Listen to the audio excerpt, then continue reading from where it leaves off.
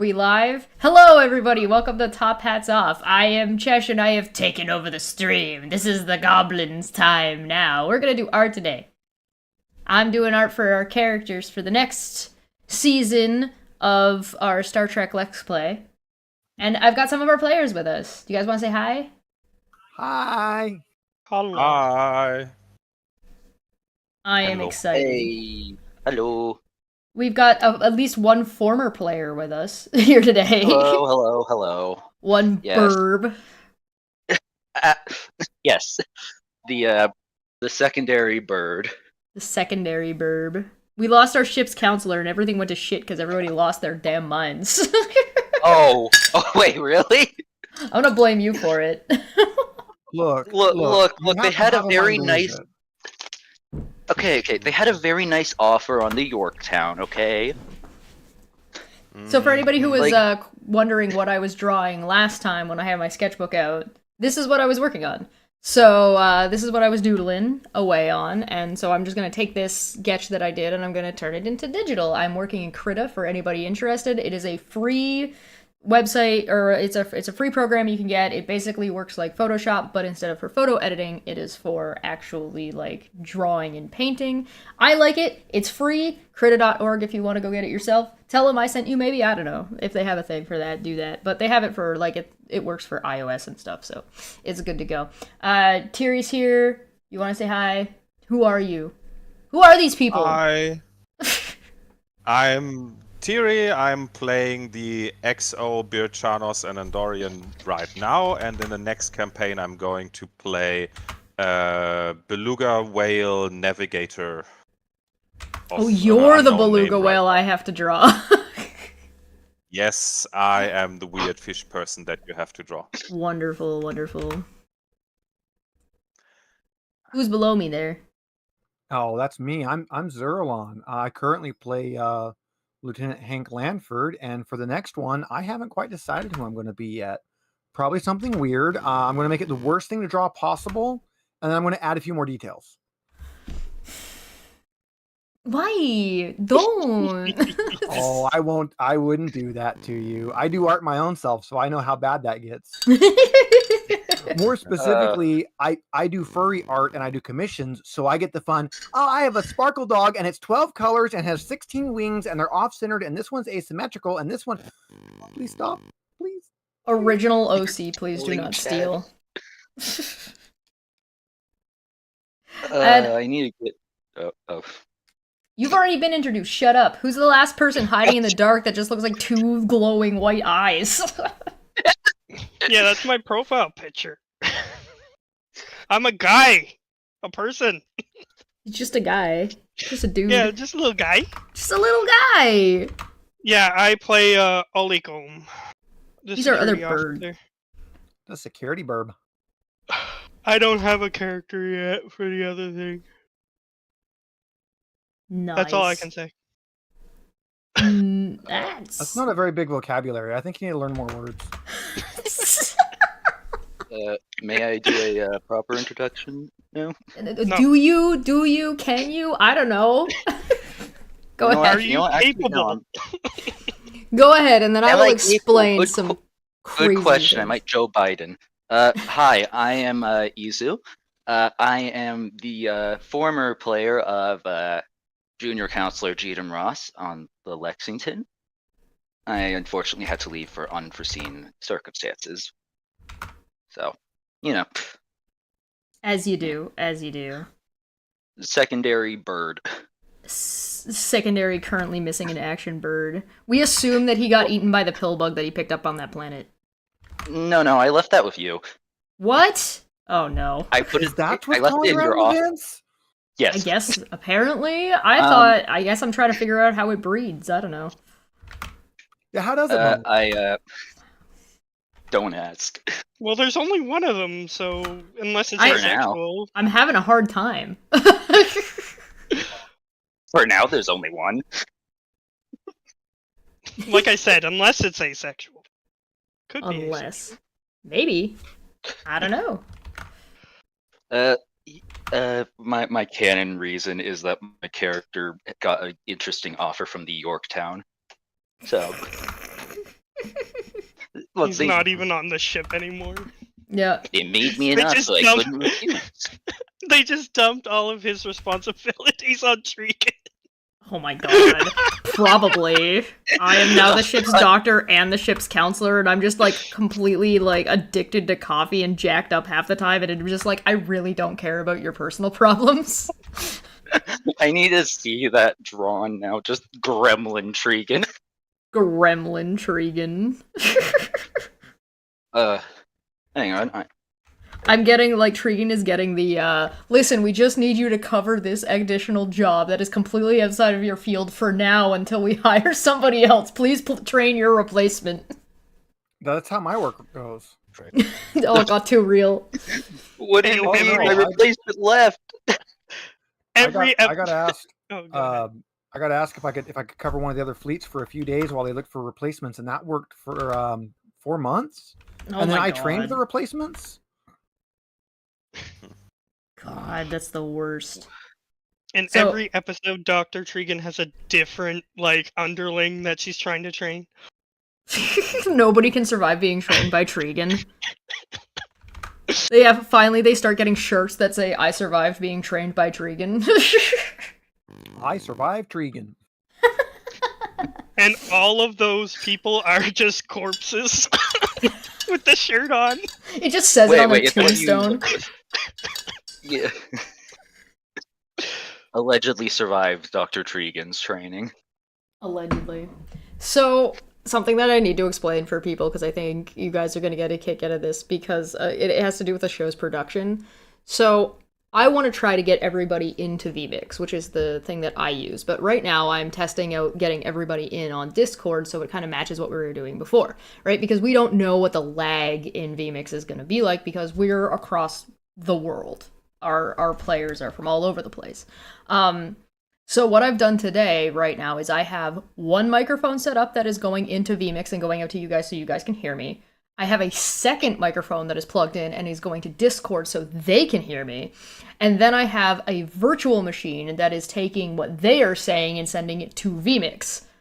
So vMix is taking from them, but not me from them, and then taking me from here and mixing it to, and they're coming in through two separate audio channels that are then getting mixed together and then going out.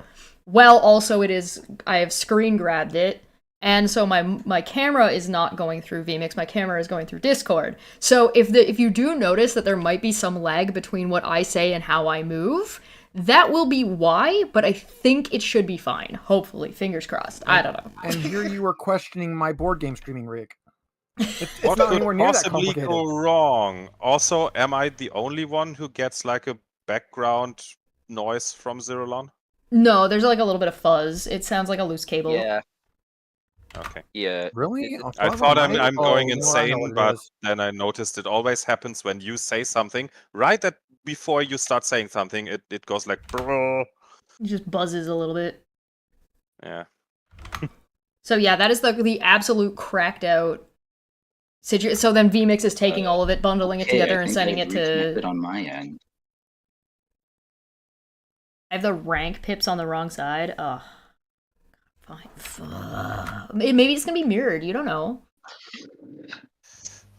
Maybe the finished product will be facing the other way. You don't know. Is there air? You don't know. We don't know. On the other hand, though, also, one thing that you will notice is my stream is not mirrored the way Dapper's is. Mine is as is. Oh no, I made a mistake. Not that that matters. We made a One mistake. time. Hashtag One Chesh is time- actually a professional. One time, Help, Dapper I had made a his mistake. Dapper had his thing correct on Discord, and then it was mirrored in the video. Yep. That was funny. Yeah. What did you make a mistake about? Tell us. Inform Okay, the. Go on. I made a mistake by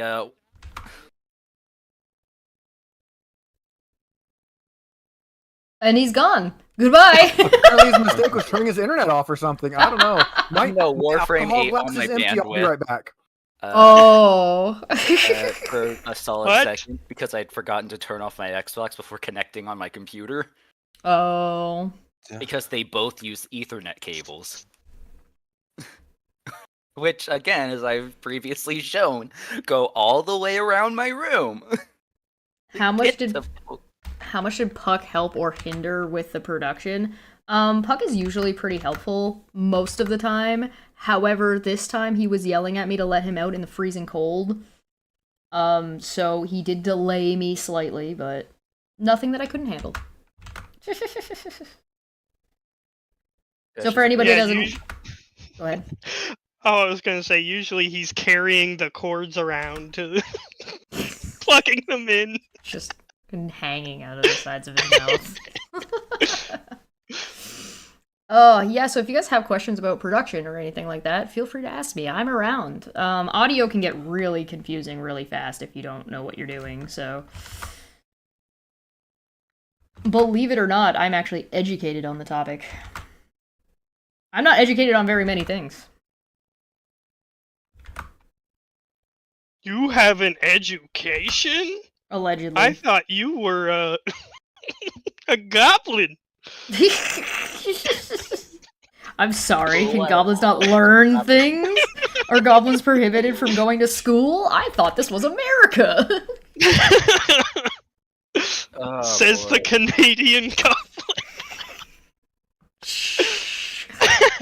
Canada's in America. Yeah, we're the 51st state, didn't you know? I'm sorry. That was such a new development. I forgot. My bad. Well, no, even to that, Canada's in North America. I mean, that's It's true. Well, that is true, I guess. We can also all forget that we're supposed to be all calling it the Gulf of America now, and everybody's like, that's Ugh. stupid.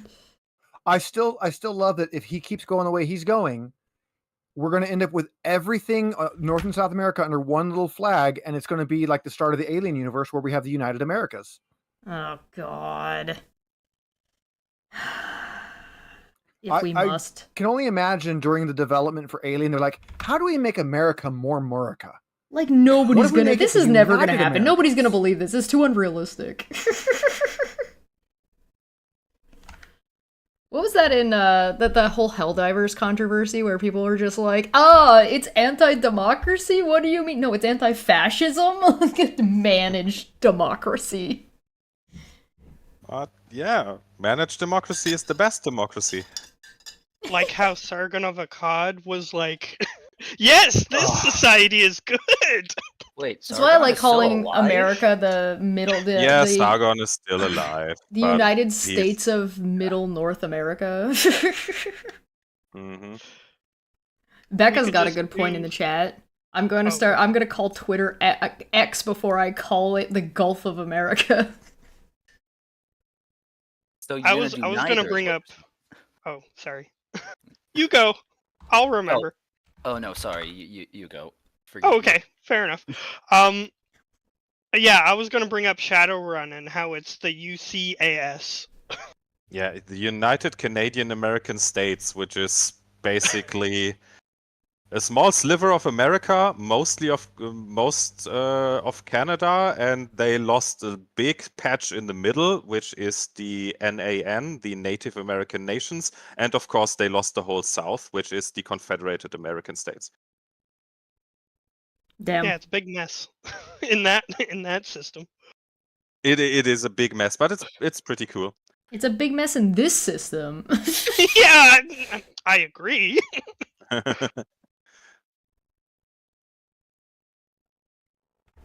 I'm gonna end up having to do 2 layers of this. So, like, I'll have to do, like, one, which is just kind of this is the rough lining, and then I'm gonna have to do another one on top of this one. So, if you think I'm going fast, I'm not. I could be faster. Layers are your friend until you start drawing on the wrong one. Oh my god.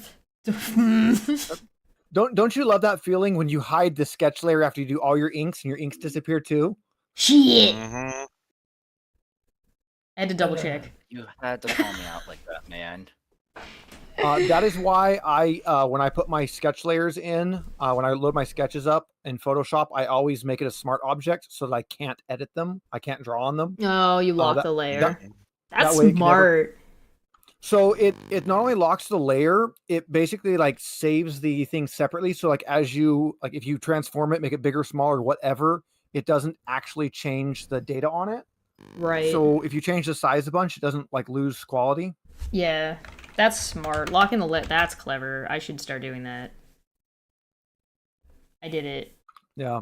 Locked. I lock You done the it. layers, Done. and then so I do my inks, and then I do my flats beneath them, and then I put a layer for my shadow and a layer for my light up between them, and I lock them to the flats layer so they clip to the flats layer. So all of my inks and all of my my shadows and all my lights are just effects layers over the flats. So if I ever want to change something, I can just change the flats layer and not have to redo all my shading. That's nice. You're starting to buzz a little bit again, though, just so you know. Why am I buzzing? I don't know. When you brought the cat back, it started buzzing. Do you just have that much Maybe static it's the electricity? bees. That could possibly be. Yeah, it just sounds like an old school like audio plugin hum. It's a low key kind of a cool effect if you can capture it, but Yeah, it might. I think I've got something similar from a loose cable or something before. yeah, it's very loose cable sounding to me. It, but it could be wifey just reminded me that we just switched mics. She has the better one and I have the lesser snowball now, so I don't have the switch on the back that does the different modes. oh yeah, So it could just be that I'm using the different mic this time. fair enough. Very Well, possible. I mean, I have the better one, I think. Yeah, okay, no, I have the better one now, so I might just be on the wrong mic mode.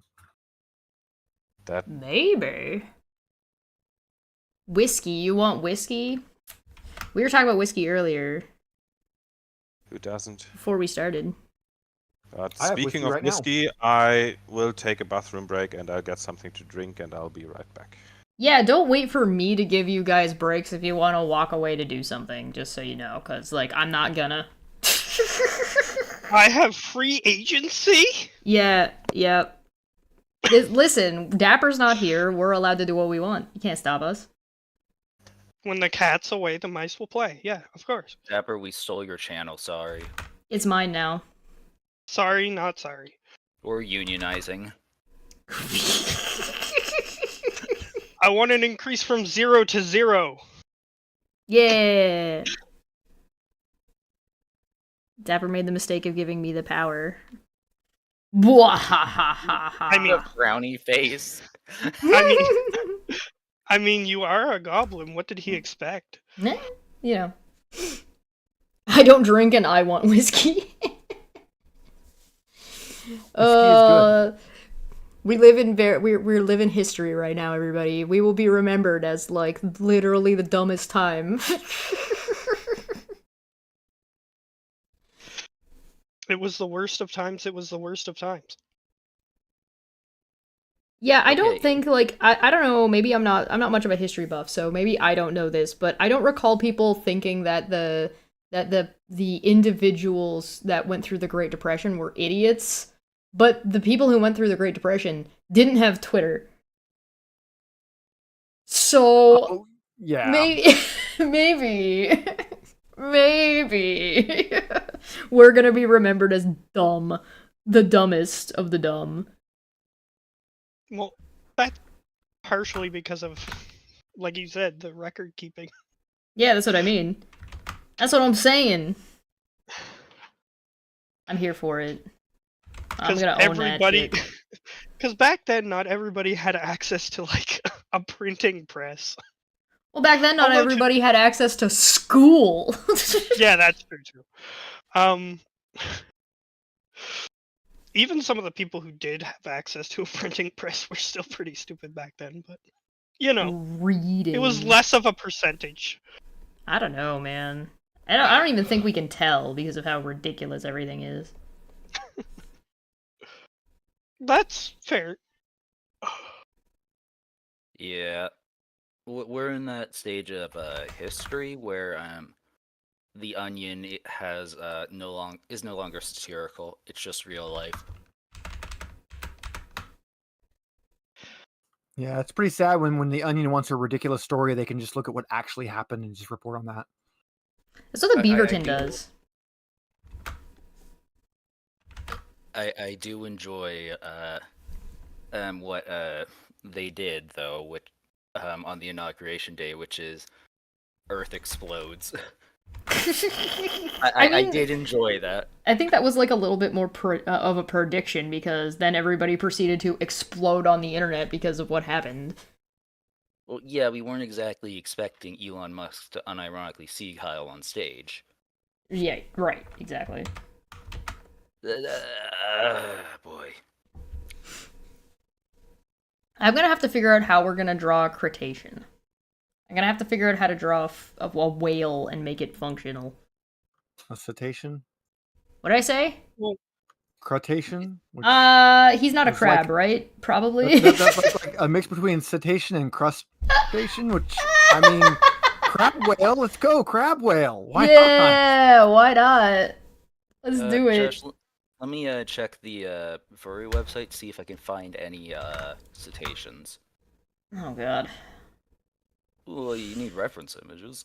I guess I need references images, sure. I have no idea how you would draw a whale. It's just a Like, blob. It shouldn't be. It shouldn't be that hard. You do it then. There's only 8. Maybe I don't- will. Okay. It's just the flag of Wales. Fuck. Whales.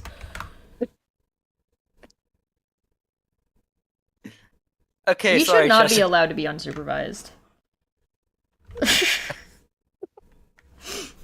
More like Chesh. Dapper did already send me a little bit of reference, yeah. Yeah, there was some in draw the, Croatian. Since we don't have a dapper, I actually have a Ceratosaurus right here, so Oh, there we're we just gonna put go. a top hat on him. Yeah, there we go. It's okay, you don't let even me- have to. It's the Top Hats Off channel. It's true, his top hat's off, but he doesn't have Monica Lewinsky on this one. Oh, alright. My dog is giving me the rudest side eye right now. Bombastic. And I don't blame him. My desk is a fucking mess. I just Judging turned around you. and grabbed a random Ceratosaurus off of mine, okay? Yeah, but you have cats, you're used to being judged. He's got a dog, and his dog's like, Yeah, I also have a toad, but he's not coming out right now because it's winter and he's decided, yeah, I'm just gonna sit under the dirt until The it toad has passes. decided he does not want to participate. No, Respectively. yeah, that's pretty much. That's what they do. Respectfully reject this season. I respectfully reject this temperature, thank you. If you look, amphibians do not like the cold, and when it becomes cold, they just bury themselves, and then wait for it to not be cold. Are you mansplaining amphibians to me? No, I was explaining it to the audience. Oh, okay. The thing you don't should've understand about frogs, Chesh, is that they're amphibians. The thing you don't understand about frogs is that they're amphibians. But there's 100 levels in Mario. There's 100 levels more. Oh, thank you, Gillian. Tell the little one I say thank you. I appreciate that. I'm working on it. The video that taught me to never ask Chesh for context. Oh, yeah, don't do it. We Because she will will go show down you a rabbit 7 hole. hours of context that was the It wasn't 7 hours. I don't remember. I remember it took that long. It took to that get through long. The whole thing. Yeah. As I was screaming. He was screaming for us to stop, and I wouldn't stop. I don't blame you. We need a safe word. He had the free will to leave at any time. I Yeah, didn't. it's true. Because it was my first day in the Discord server and it was funny. It was really funny. Still one of the most fun moments I had last year. Oh, that's good. It was very silly. And then I did give you one that was 7 hours. I was like, you want this? You want the context? Because you asked me again for context for something else, and I'm like, are you sure? You know what? Here's a video. It's 7 hours long. Oh yeah, wasn't that the Dr. Witnesser one? No, that was the Gary one.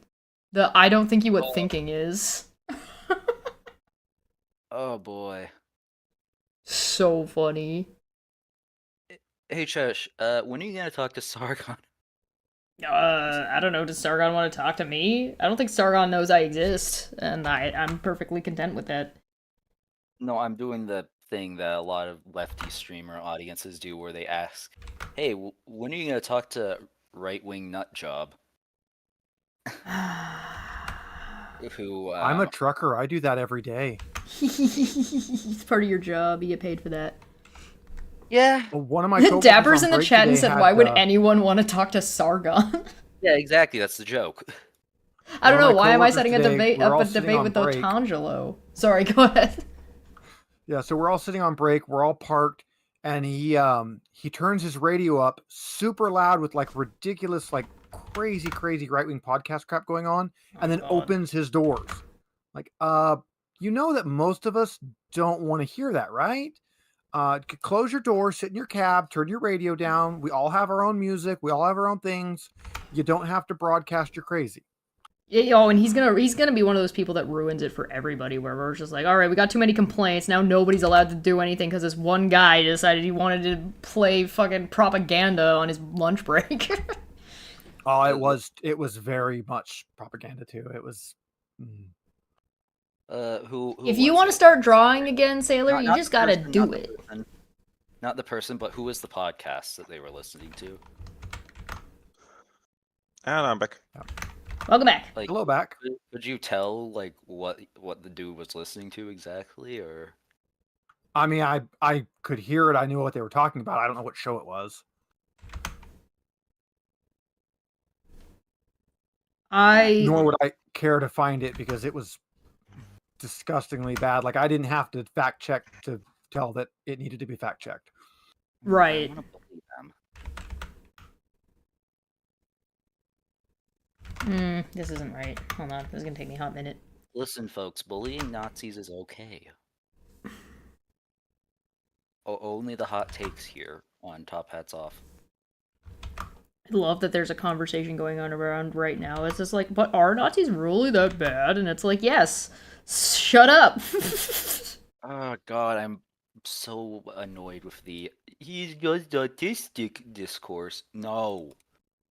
No, I'm pretty autistic and I don't see Kyle randomly. No, sure? no. Especially it's ultra weird because most of those people who are saying that right now have never made any accommodations for anyone not neurotypical in their life. But No, yeah, now. they don't know what an autistic person is. They think it's the dude who like is having a stroke outside of their business. Or sorry, outside of their like $25 billion penthouse because they're ODing on something. I don't know. I'm not rich. I don't know what those people think. Do they think though? No. And that's why we're in this situation. Is that a belt? No, it's like part of the references that you sent me. There's actually like indicators on the let me pull up the reference photo that I used. Hold on. Dapper sent me some references for the thingamadoodly. Hold on, let me scroll. Give me a hot minute. This can take me a sec. Wait, I got a faster way of doing this.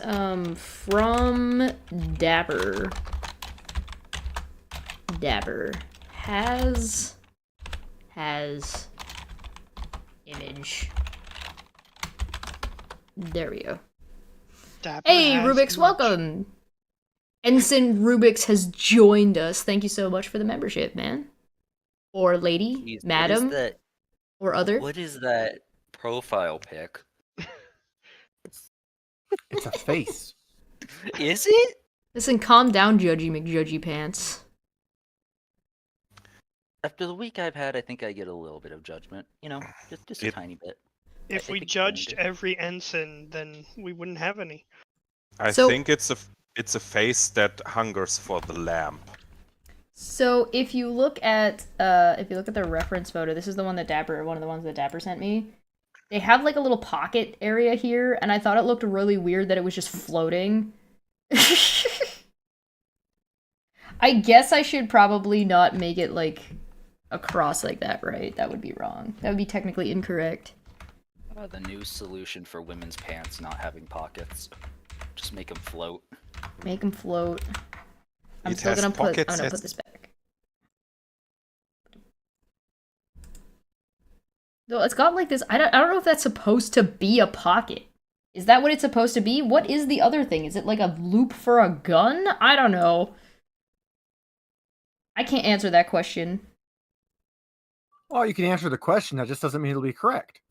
It Zappers used might. to It that. might. I might be correct by accident. Is that what you're telling me? No, I'm just saying you can always answer the question. It might not be the correct answer, but you can always answer the question. That's Yeah, true. 42. That's true. 42 answers every question. It's a pocket Just for a might- tricorder and a loop for a phaser. Oh. Ah, that makes sense.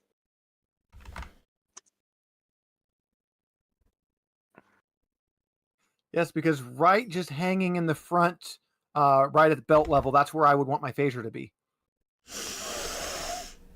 I made the arms a little bit puffy, and I did that on purpose. Like, I made the sleeves a little bit puffy, because I like to think that the cat people are actually, like, a little bit fuzzy, so they need, like, the extra space. They can't be, like, super skin tight, because that would get, like, itchy and uncomfortable. Skin tight doesn't work when you have fur. That's what I'm saying. I mean, Little bit of creative I liberty. should stop. Yes, Dapper, they're not a military. All of their military actions and all their military behavior are because they're not military. It makes perfect sense. Yeah, guys, they're not a military. They're just an armed militia. Defensive torpedoes. Oh, That's God, why I have a it's- defensive robot or artificial intelligence killing machine. We'll add that later.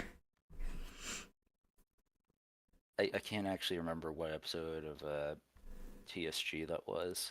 It's been so long. Or TNG, sorry.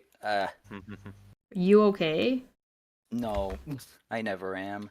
That's why you're here today, because you're like, I need an outlet right now. Chesh, get help. Look, it's better Mhm. than being alone.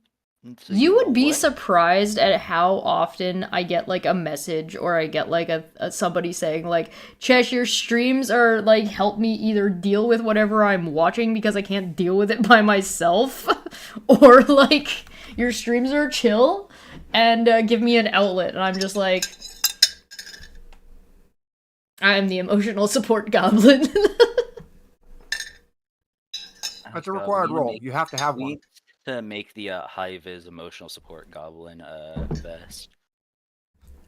Yeah, it has to either be a goblin or a kobold, but your group has to have one. Yeah, it's gotta be Or us. a us. koboldlin or a gobold or Does Dragonborn Something also between. work? No, too big. No. It could be a Wait. miniaturized dragonborn. Wait. So Saint Bernards can be emotional support dogs. Why can't a Dragonborn be an emotional support animal? Because they're not dogs.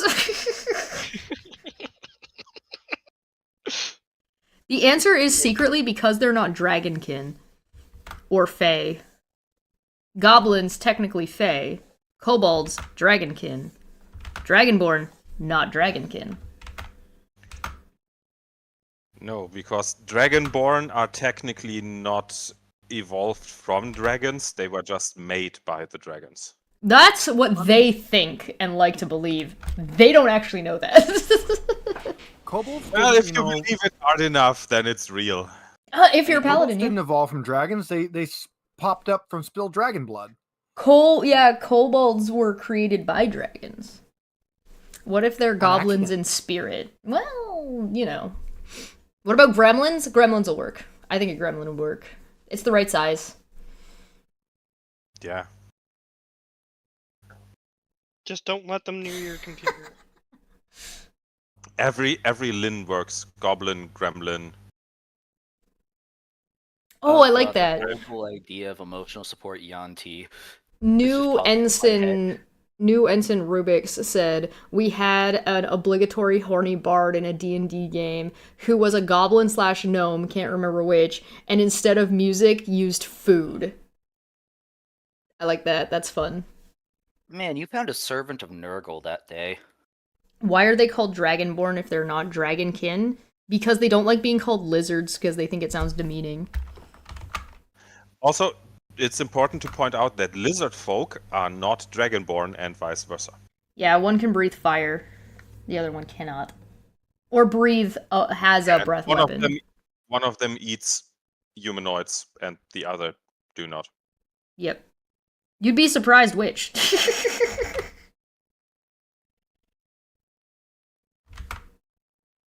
We had a group fall apart over that. Really? It was a really so it was my wifey and I and some friends of ours, and we were all in this this D&D group, and we're all DMs at the store. Well, one of the other DMs was going to run this group for us. So like, okay, we sat down with our session 0. I'm like, you know what? Screw it. We're all going to be murder hobos. We're going to make the murder hobo group. So I played like That's fun. a dragonborn dread pirate captain, and he had a lizard folk, and we were doing all the crazy stuff we wanted to do, and then we had 2 new players join, and suddenly all of that was just not allowed. Oh. And we had to be nice, and I wasn't allowed to kill the bugbears, and really? the lizard folk can't talk about eating the kenkus, and yeah, it doesn't really work with the characters we made, guys. We only took combat stats. I always have to think of the movie Dragonheart, where the knight is in the dragon's mouth and they have the standoff, and then he finds the decomposed arm of one of his knight buddies, and he goes, "Oh no, sir, whatever," and the dragon goes, I shoot him very carefully. I didn't eat him. I just chewed in self-defense. I think one of my experience has caused me to take psychological damage from that entire statement. I think one of my favorites is Once Upon a Time. The players learned in the book that it actually says that you can't use ranged weapons or spells for non-lethal damage. I just fireballed him non-lethally. Excuse me? Hey, look, he was looking at me strange, okay? Don't worry about it. So much of D&D and TTRPGs are just, don't worry about it. Don't worry about it. Like, so much of character actions are that. Alright, there's our line work. For now. Time to do it again! Let's hope you put it on the right layer. Oh no, it's good. It's Okay. good.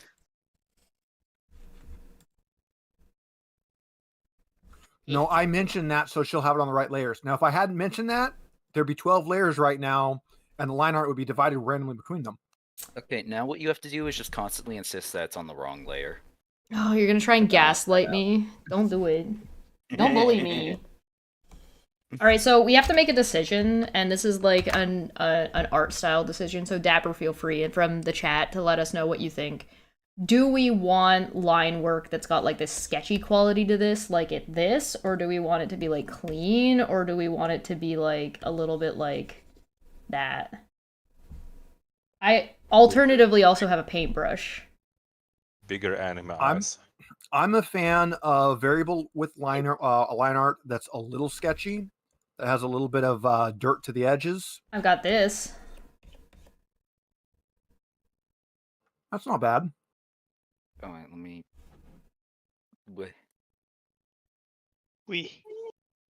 I have a bunch of other presets as well, or like, I shouldn't say presets, they're not, I guess they're presets. Let's see, I've got something like this that's a little bit more like a thin paint line. I've got like one of these, but it's a little bit smudgy. Yeah. I've got like a harder, just like a flat marker, but I don't think that's what you're talking about. Right. Yeah, go on. I think the one on the right that you used first looks pretty good.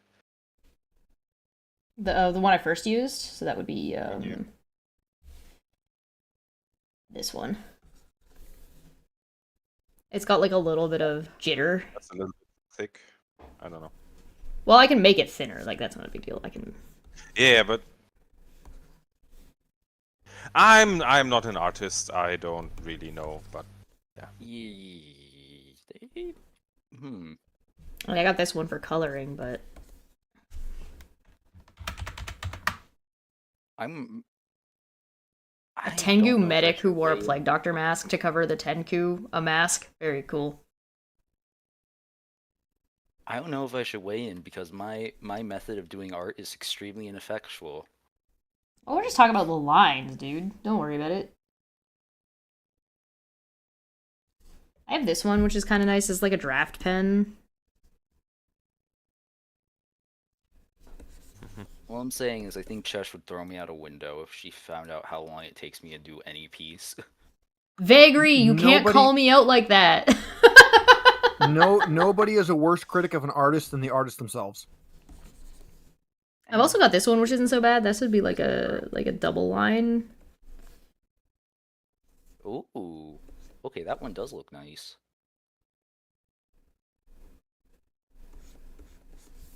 Come up kind of like this. So it's got like a little bit of the... I'm also like, you'll notice that I have done the full body, but I am going to be focusing from like about there to there. Like that's going to be most of the art, right?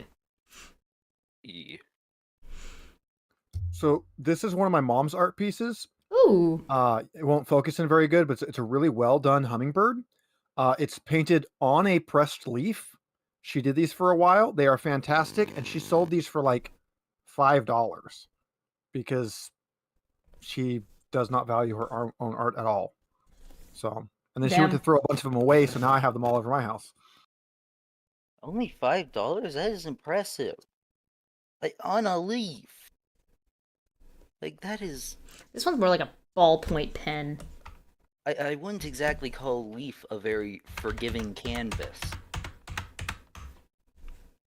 Leaf. Well, and she went, collected fun leaves, and then pressed them herself. That's crazy. That is dedication. I think Dapper Oh, yeah, got wifey- lost wifey, looking for his beverage. Sends me a message, says those are from grandma. Yes, they are from grandma's house after grandma passed away. Mm.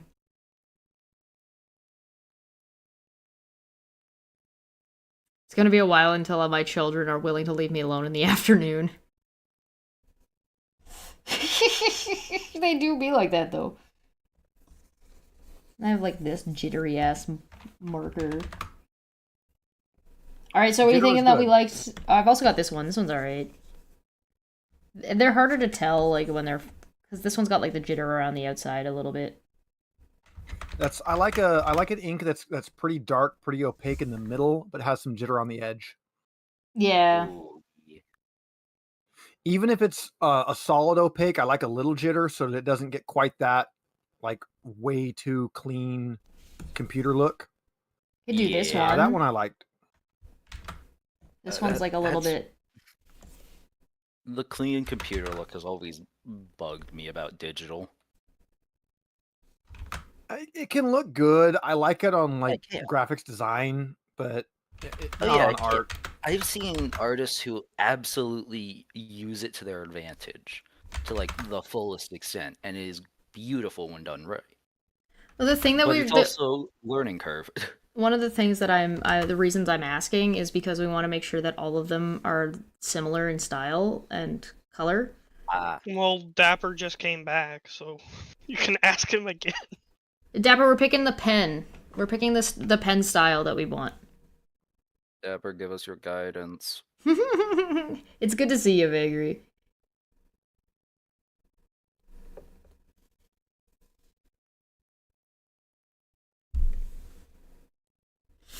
So, like, then it's got kind of this sort of look to it. I don't know.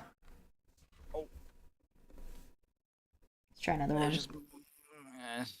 My arm. I could do, like, more chalky, but...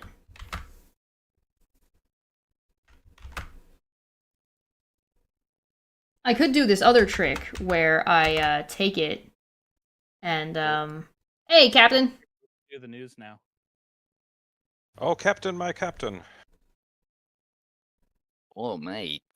Getting hack.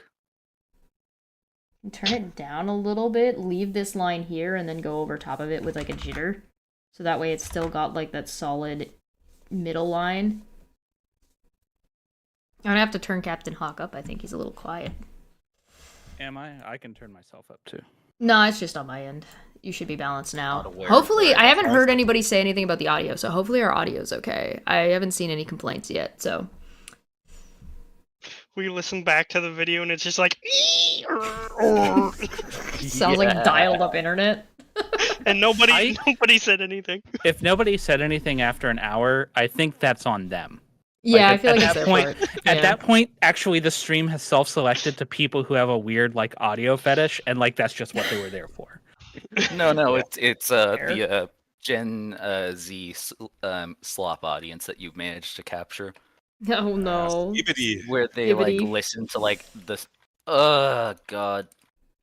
My son listens to not screeching videos, but he listens to like Thomas the Tank Engine or Chugging It or something, but never in English. Oh wow. He just listens to the same scenes and repeat, but Russian, Immersion. Mandarin, Spanish, you know. Oh, that's neat. Okay, that's Mhm. immersion learning at that point. That might actually be not a terrible way of doing that. I like the Oh crap, guys! I got my big orange cat on the PC tower again. I have Fidget over here on her cat tree. They're 3 feet apart, and she hates him. So she's Uh-oh. now just sitting here growling and hissing. There's gonna be a cat fight like on my lap here. Oh god, I forget that cats growl. Can we get some art of a Borg Goblin Queen? So is it a Queen Borg, a Queen Goblin, or a Queen Borg Goblin Queen? I think if It's a Borglin. if it's a Borg Goblin Queen, then the Borg is modifying Goblin Queen. That's what I was thinking. So it's like a Goblin Queen who was assimilated. Right. I think it's doable, but we need some specifics. Just I do make a like the short ring. there was a trend that went around. I don't think it's going anymore, but there was a trend going around where people were doing like shitty ASMR, and it was just like ASMR and your hot edgy boyfriend tucks you into bed and then drops 99 pipes. And it's just the metal pipe dropping sound effect over and over again. God, I love those videos. ASMR, you get a call up from a call center in insert country here. Yeah, ASMR, you're at on a yacht trip and your boyfriend pulls out the plug for the yacht and it sinks and it's just screaming. That's so funny. But to be truly accurate, it would need to fade. The screaming would need to fade and go into applause as the rest of the world learns of your yacht accident. And it's just people cheering. Good. So the You know bilge what? plug on a Amazing. yacht is very difficult to pull. Mm-hmm. Okay, but And not Not done. impossible. We won't ask how I know that. You just have to You've try sunk a harder. boat, haven't you? No, just a battleship. No. No, he hasn't sunk one boat. It might be Yeah, you more. said A. I have not sunk a boat. Okay, not A. Was it a boat or a so like ship? 5. Got it. Well, it has to be over 125 feet long to be a ship. Wait, Right. that's So, not like, to be a submersible. ship, it That can is contain not, a boat, not right? a That's the definitive definition. answer. It's a specific length. After a certain length, it becomes a ship. If it has the capabilities, certain capabilities, it becomes a ship. And then if it's a submersible, no matter what, it's a boat. Also, boats can go on ships, but ships can't go on boats except for submarines because they are special. Okay, so you said submersibles are always boats. Yes. Yes. Okay, then I am in favor of more boats as long as those boats contain billionaires. Ah. I don't think you could classify the Titan as a boat. We're breaking out the Elon box. No, you can definitely classify it as a boat in the same way that a rubber dinghy is a boat. I feel like we're talking about language and Dapper, who's not a linguist, is gonna be irritated at us. Wait, let me check. I don't- the chat. I don't know whether the Titan submersible was a boat, but it was a hero. I can tell you that. Was too. Have you seen the line graph of Titanic deaths over years? It's Yes. just Spike. A lot 0000500. Oh my Mm, god. Let's make New Year's resolution is let's make it more. I mean, the orcas are working on it. Well, Oh my god, Yeah. yes they are. we could just all send them to Mars. I hate orcas so much. FEMA Hey. coffin submersibles for billionaires. Wonderful. Citation needed. Thank you, Dapper. Thank you. So which one of us is playing the dolphin, narwhal, whatever? That's okay. Are you? What's your character's role? Pilot, navigator, Gotcha. because that's easiest to do from a water tank. That makes sense. It's easiest. And to if you think do about a it, they water probably tank. all I've- have like excellent I've- three-dimensional. Like, It's Easy. also that is one thing that is in the text that Starfleet likes to use them for piloting and navigation roles because they are naturally adept at navigating in space. Yeah. I thought for a millisecond about being a security officer, but then I thought Dapper's gonna kill me. well, Put the, I mean, put the Narwhal narwhal with on the two cart. phasers. We have Romulans on the ship. Put the narwhal on the cart. Roll him. if we've already got our X-Borg Klingon, which is about as tanky as you can possibly get. Maybe X-Borg Klingon. I think he'll only do that if Shelby dies and he can't be his grandson. Right. True. But But if that happens, yeah, X-Borg and Klingon is basically you are a tank and a cyborg. That is pretty crazy. Well, that'll be interesting to see how that plays out. But yeah, Dapper said I can't be a narwhal because having a tusk would be too complicated. Which I agree with, and it was a stupid idea, but it was a stupid idea. I liked it. I'm just saying, like I said, What's just wrong with- be a narwhal. But not all narwhal have the tusk. Maybe space narwhal use the tusk Yeah, for but ceremonies. The right? idea was only funny because of the tusk. If I don't have a tusk, I can be a beluga whale like I planned from the beginning, and it doesn't matter. Beluga Could whales be a are, narwhal with a broken tusk. in terms I of can break your cetaceans, tusk. beluga whale are like the least. Oh, my grimy. teeth are terrible. You won't hurt anything breaking these. Oh my god. Oh, I just recently saw a video of two stupid people who were in a wildlife sanctuary in South Africa, and one of them was stroking a hog, and then Like the a hog wild. just shrugs, and the woman has a gash in her thigh that is like that long and is bleeding copiously. And the two people go like, "Oh my god, who could have expected that?" And I was sitting there like, Everybody? "I would have expected that, you idiots!" Wait, why did Those they walk up things to are a fucking wild? dangerous. No, they were sitting in chairs, and the hawk walked up to them. But instead of sitting still or backing away, they started stroking it and touching it. Why Those would tusks are razor Oh, sharp. Like yeah. absolutely razor sharp. folks, please? I am obligated to do this because of my profession. Don't touch random wild animals. Dumb ways don't. to die. So even many if it's like- dumb ways to Even die. if you think it's like, oh, it's just a little small like bug. If you don't know what it is, do not touch it. And even if you do know what it it is. don't touch it. Because there are so many consequences that can occur, both legally and karmically, from you touching an animal. By karmically, I mean Yeah. you get killed by a hippo because you thought it was cute. That is another thing. Most people won't believe that hippos are the most deadly animal in Oh Africa. my god! Like they have the hippos are, And they don't even terrifying. eat you. They just kill you and spit you out and stomp you to the Yeah, they're floor of the herbivores. They don't pit. want to eat you. They just hate you. Yeah, it's spiteful killing. I mean, to be Who fair, has seen you probably the deserve really it. terrible live-action Monster Hunter movie? No, I haven't seen that. Oh, Have you seen the big black dragon for it? Oh. Diablos, the big black dragon they use in the Monster Hunter movie? That's an herbivore. They eat cactus. Yeah, but he will still chew you. Oh no, it's a she because it's black. Okay, That's she- they're yeah. they only have Right, black scales if she- it's a female that's in heat. Females are black, yeah. No, only when they're in heat. Otherwise, they're brown. Yeah. Monster Hunter lore is ridiculous. So The deep lore. she's horny and still doesn't want to eat you. That says a lot. Oh yeah, and the fun one is if you're playing Monster Hunter and there's a black Diablos and a Diablos in the map, so that would be a female in heat and a male, and they get together, she will kick his ass, like hook horns, pick him up in the air, and slam him down and make him run off.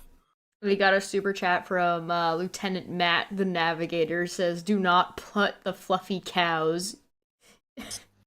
US and PS. Yeah.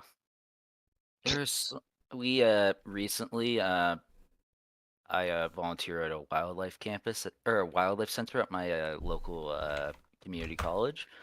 We had to ban a school because they did not listen to any of our precautions on, hey, we have cactus on campus, don't grab it. Yeah. Cactus will fix that problem pretty quick though. Yeah, the chaperones didn't feel like die. enforcing it, so unfortunately that school is no longer allowed to But this senior student it. told me that if I get it and cook it at home and drink the juice, then I will get high. No, these are like 6th graders, so Okay. we Oh, usually God. Probably still trying to get high, but not as sophisticated.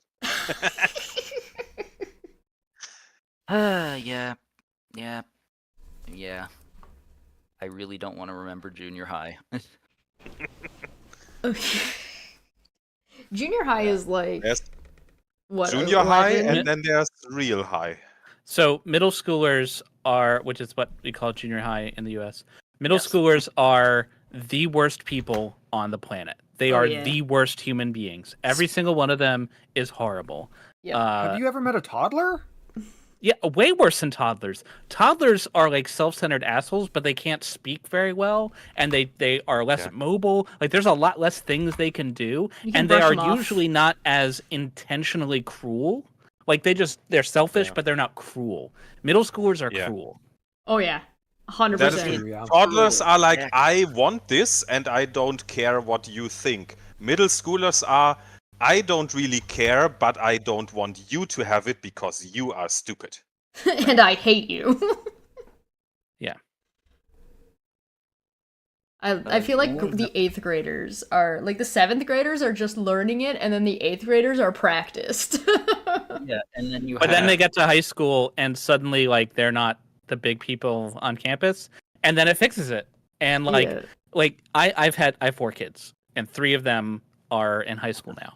And I can say definitively the worst years of being a parent are when they're 10 to 12. Like everyone's like teens. No, teens are breeze. It's Yeah. preteens that are terrible. Yeah, I believe that. I think that there's like a really big definitive difference though to your type of parenting style. If you're if you're a parent and you found teens the worst, it might actually be an issue with you and your parenting style and not as much an issue with the teenager themselves.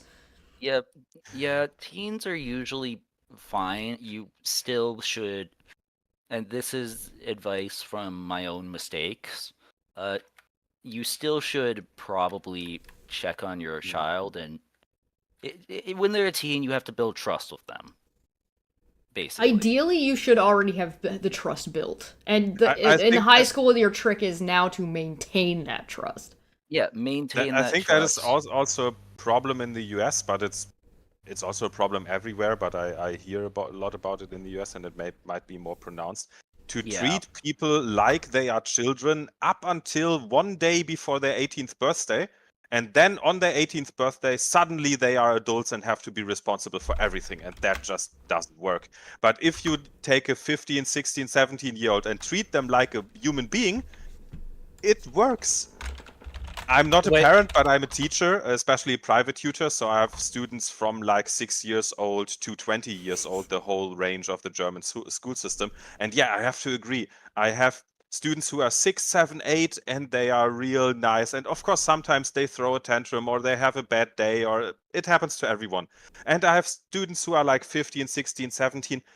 And it's a little bit complicated because there's a big difference between the students who actually want to learn something and are really engaged, and the ones that don't want to do the work and are just sent by their parents. But I think that is a general problem. If you engage with a teenager on a level where they want to engage and want to do something, then it's easier. But of course, sometimes the teenager, it's one big secret that a lot of kids don't really understand, but it's true. We as adults do a lot of things that we don't want to do, and it sucks. Almost we have to. everything I do is something I don't want to I do. Like think most there's- things I do. but that is the thing. A lot of teenagers think once I'm an adult, I can only do things that I want to do, and I don't have to do things that I hate. And that's just not the case. I think But of that course, there's- it is Stop understandable it that for if you me. tell a teenager they have to learn Latin in school, or they have to go to an extra course or something that they don't want to do, or they have to spend 2 hours doing something that they don't like, of course they hate it. But that's normal. That's not a thing that teenagers are especially bad at. But yeah, the range from like 10 to 13, those are the most horrible kids I ever had. I think that there's also like a degree of there's a lot going on for teenagers, and so they're going through puberty. They're being told that they need to be adults, but they're also being told that they're not allowed to be adults and make real decisions. And then also they have to get permission for things. And then sometimes the rules seem really, really arbitrary. And then you've got different parenting styles, and different kids are now squished in a box, all dealing with different kids with different parenting styles that have no idea what the fuck is going on. And then they're just like, oh, but also this homework is really important, we promise. Yeah, I- for me, it was a lot learning. I mean, I kind of got more of the vibe of when you're an adult, you're going to be miserable. Is kind of more what I was mean, told. Yeah, I mean, Being yeah. an adult has perks. Like, they're definitely upsides, you know? Yes, when Yeah. I'm miserable, I get whiskey. Right. Yeah, Like, exactly. there Yeah. are benefits. You know, sex is pretty awesome, and that's easier to get when you're an adult. Yeah. It depends. A lot of 16-year-olds don't seem to have that problem. But there are also drawbacks. The way I treat it, especially once the kids get into high school, I don't know how this stream became Parenting 101, but I view it as this is the kid, they have like 4 years until they're adults, and so this is their opportunity to go make decisions while they still have a safety net. So if there's only so much they can mess up, right? You know, that's the idea. And so there's a lot of natural consequences. Yeah, and kids will mess up. Like that is a guarantee. Like especially when you're getting into high school, yeah, you're gonna screw up thinking that you're a big adult who knows everything. Yeah, I was like that, and yeah, I made mistakes. Regret. There's plenty of things that are regrettable. Why is Like- there a turtle next to your captain? Why not? Wait, turtle? I like turtles. Wait, there's a turtle? That's what's being drawn right now. Not a cat Turtles captain. are fun to draw. Oh wait, I'm behind in the stream somehow. Yeah, YouTube just does that when it's buffering or loading, then it just... Is that mine turtle? Is this Now it this is. the Mhm. Yes. That, for some reason, my mind thinks that turtle is secretly sinister. Like it looks so innocent that it must be nefarious. You know? Yes. Now he's got yes. angry eyebrows. I mean, Like, isn't that what mine turtle is? Yeah, exactly. Somebody in the chat asked if we could get a turtle, so there's your turtle. I'm just. Okay. That's how you get But- learned helplessness. Yeah, learned helplessness is actually something we're planning on talking about over on the philosophy show. Because that's a kind of like a big deal, and it's kind of like a giant thing that people deal with a lot, and something that's like kind of like gets. If you get caught in it, it's hard to unlearn. Like it's hard to unlearn that you can do something and it can matter even if it's like a long-term or short-term change. And it's hard to unlearn that you have like when you're taught and you feel so helpless that you're not actually that helpless because it just feels like somebody's saying no. Yeah. It really fucks people up. Yeah, it does. Like, Captain could have a they're- turtle pet. I don't hate that concept. Yeah. Okay, but may I also suggest ship's counselor? The turtle's a ship's counselor. Yes. I mean, turtle is one of the species that someone could pick, and counselor is Yeah. a role that I like the idea Not that it's that still kind just of my turtle. turtle pet. My turtle pet is the ship's counselor. They're still just a regular turtle. You're like treating it like a pet, and it's like I have 2 doctorates. Like, you know. This is In- racist. Yeah. That feels like one of the cats going, I'm Sir Whisker's destroyer of worlds, and then you just scratch its ears and go, here, have some treats. Because, Oh, okay, I'll try to work Mr. tomorrow. Fuzzle. Oh, Mr. Snowball, you're just angry. Here's your treat. I mean, the alien module with the cat is called Destroyer of Worlds, and the cat is a playable character. And it's Yeah, just a yeah. cat. But cats as playable characters are the best. My Sorry, go ahead. favorite PC story that's similar in that vein. Have you ever heard of Sir Barrington? I love There Sir was Barrington. Sir Barrington, who's like everyone treated like he's a knight, Yeah. but he's like just a bear. Like It's they're like- like In the table, it's like if you succeed at a bluff check at like DC 27, you can convince someone that you are speaking a language that you actually aren't. Yeah. So he's just growling very competently, and everyone think he's speaking English. So funny. And they hold like a feast for him until when somebody finally rolls high enough to notice, they're just like, he's just a bear, and they throw him out of the room. I'm so Yeah. sorry, Sir Barrington. I have to correct myself. It's not Destroyer of Worlds, it's Heart of Darkness that has. Yeah, Heart of Darkness is makes sense. Also, there is a great story in one of the Reddit posts of a player who had a were hyena rogue assassin Oh whose boy. major skill was bluff and intimidate, which he wasn't stealthy at all, but he always made an entrance by swinging through a window or jumping through a door or something. And then he just intimidated and bluffed everyone by screaming at the top of his lungs, I'm too subtle for you, you can't see me. And then he stabbed his target and ran away. that's basically Grog the rogue who has no stealth, but just like when someone sees him, is like, you know, see Grog, and punches him. Yeah, the half orc. Yeah, that is also a Intimidation great rogue. story. Yeah. It's like, you didn't see me. You Punch. saw nothing. And rolls intimidation check. Intimidation rogue can work. Contrary to Yeah. what your DM will tell you. I will absolutely have a pet turtle in my captain's quarters that is actually like an alien species that's hyper, like at least regular or hyper intelligent, but nobody knows if the chat can convince Dapper to do it. And then this turtle can have like a little side character moment. Well, okay, so hold on. Mhm. Does the captain know about the hyper No, intelligence? nobody knows. Okay, so then you know how some of us have been doing like comments. It's like the supplemental log for our characters. Yes. Instead of you do a supplemental log as the turtle.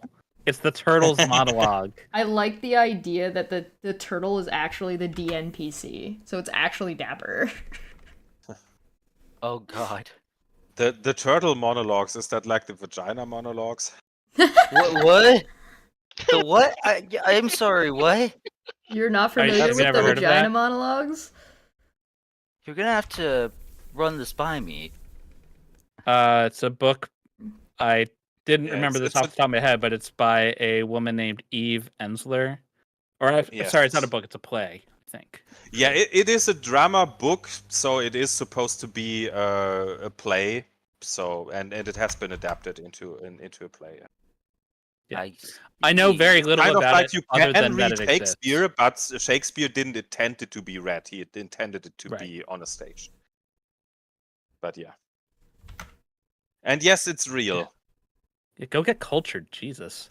Also, side note, we need to make a very serious decision. Is anybody else playing a female character besides me?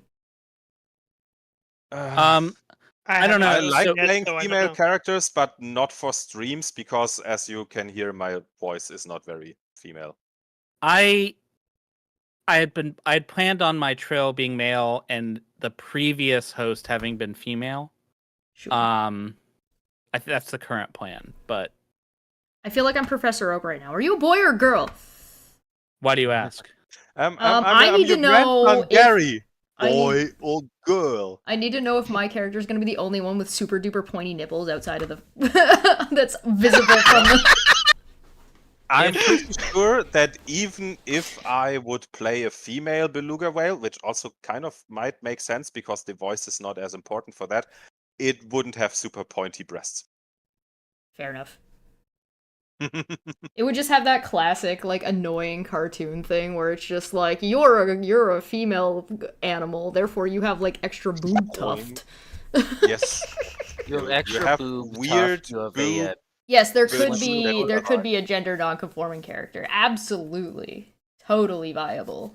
These are all listen, Dr. Tregan asks how you bang for legitimate reasons. Yeah. We are a little bit late for that, considering uniforms, since we are in the DS9 era of uniforms. But there have been TNG uniforms that wear microskirts, even for men. Yeah, we're all inclusive here. I'm also debating on whether or not my cat character should have like another set of boobs. I was just Or at gonna least another make set a of nips. make a joke. Like, pardon, Captain, but the Trigan effect demands that I ask you, how many nipples do you have? Yep. Yes. Necessary Do information. you like them stroked clockwise or counterclockwise? That's just getting personal. I've seen So too much. it's a 9.5 on the Trigan scale.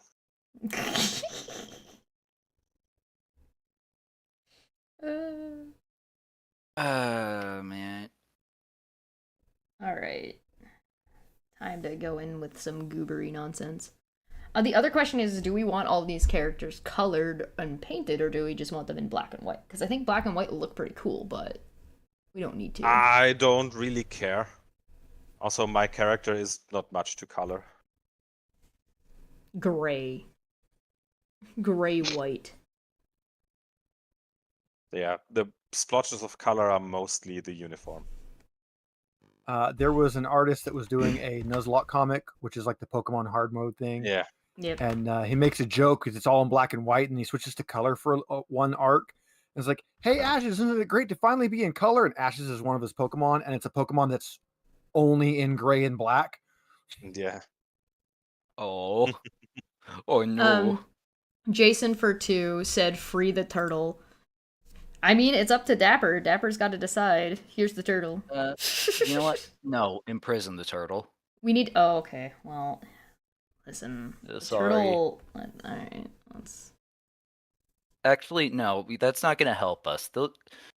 I have seen the damage a Galapagos tortoise can do to the inside of a house. Like, even small tortoises can do, like, a lot of damage. Yeah. Like, I don't think you can effectively contain this creature. Level 9 force field.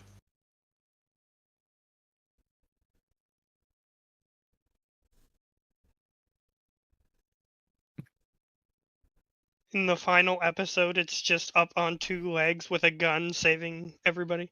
No, threatening the captain. Turtleneck. He's like, I I am now have free. a, How dare you treat me like this? I have a little module that I wrote that I run sometimes for events. And it's ran in Fate Core, which is a pretty interesting little system. Don't feel bad for him. He knows what he did. Also, the door is open. He Mhm. can leave at any Fate's- moment. He's coming out Fate's right a now. fun system Coming to get you. because you can start with a blank character sheet and fill it out as you go. But I have everybody make it's like a steampunk-esque Harry Potter type world. And I said, okay, you're going to play like this badass wizard. You're making this badass wizard character, and they all have to have a familiar. And you're going to make this whole setting gets going, and everybody makes their character, makes their familiar, and then I immediately have all the wizards get kidnapped, and they find out at that point they're playing as the familiar they made. That's fun. The last time I ran it, I had somebody make a turtle. That's fun. So he suddenly Matt- finds out that he's a turtle. Lieutenant Matt for 4.99 said, this species reproduces by Bravo 0 November 3 on the Trigon typology. Bone. Bone. Yeah. Wait, what if the final boss is Trigon? Final boss is Trigon. Trigon has to survive, first off. Second off, don't worry. At least even if Trigon dies, Trigon has already written like books about interspecies crossology, basically, of like who can bang with who and produce viable offspring. Oh god, If this Trigon's guy not wants to the- produce viable offspring with somebody else, then they need to go through these processes. That's something that Trigon's been working on the whole time. The Trigon Protocol. The Trigon Protocol. Okay.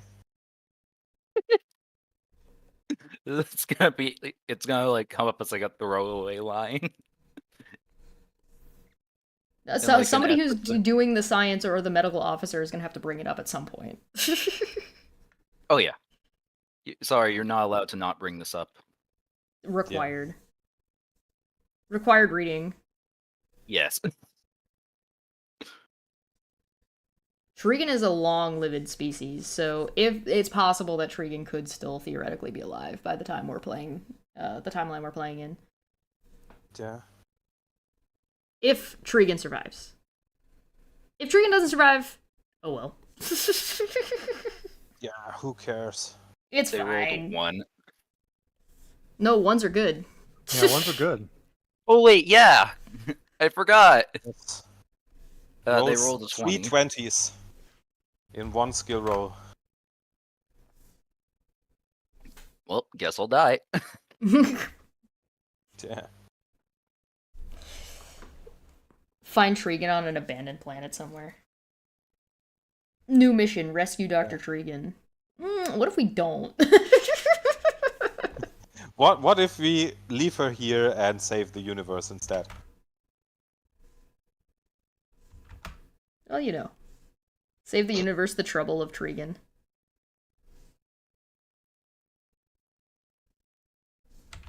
I feel like that's an episode. The trouble with Trigon. Ah. Ooh. Yeah. That's an episode name.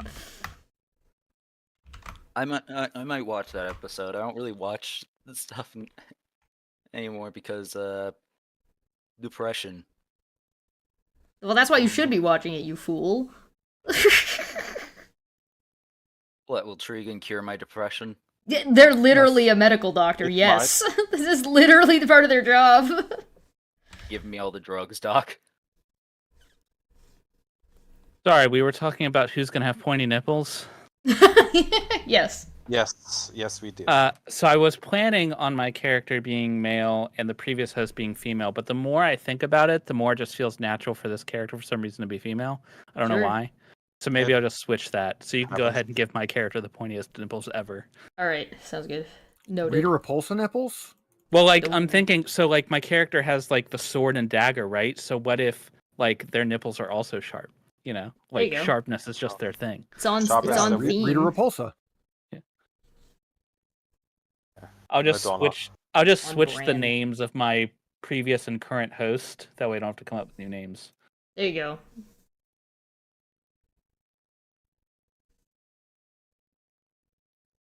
No, I'm not gonna draw the nips on stream. I was already warned by Dapper to not get it, not risk this. Wait. Dapper actually warned? Dapper warned me to not mess up the stream because he's like, because I've done that on at least one occasion. Wait, what did you do? I Chesh, got what somebody's stream taken down because they showed a picture I drew for them real quick to make a joke. It consisted of 7 circles, and then the stream got yeeted. Okay, have you considered just flashing it for like 1 frame? Which I still have which, it. given YouTube compression, I still have might it. not even show up. I still have it. Still exists. Find Tregan so she can help repopulate a stricken world. Ooh, that is a good... If we, like, run into one thing that they're like, our planet is dying, we don't know how to reproduce, it's not working, we need this help of Starfleet scientists. Tregan is, like, long since retired, and we gotta pull, like, when they go find Captain Kirk, just, like, cut and chopping wood. We gotta go find Tregan. Tregan is like the galaxy's foremost expert on sexual reproduction. Yeah, like, and xenosexual reproduction. Yeah, xenobiology. Yeah. Yep. Again, I would love that. Would be so much fun. I think that would be a good episode. But also, it still has to be like Tregan has to survive. Which is definitely in question. Yep. I thought Tregan's field of study was xenobonology. Yes. Correct. That's a good shorthand for it. In fact, that's the name of the ecology textbook and papers.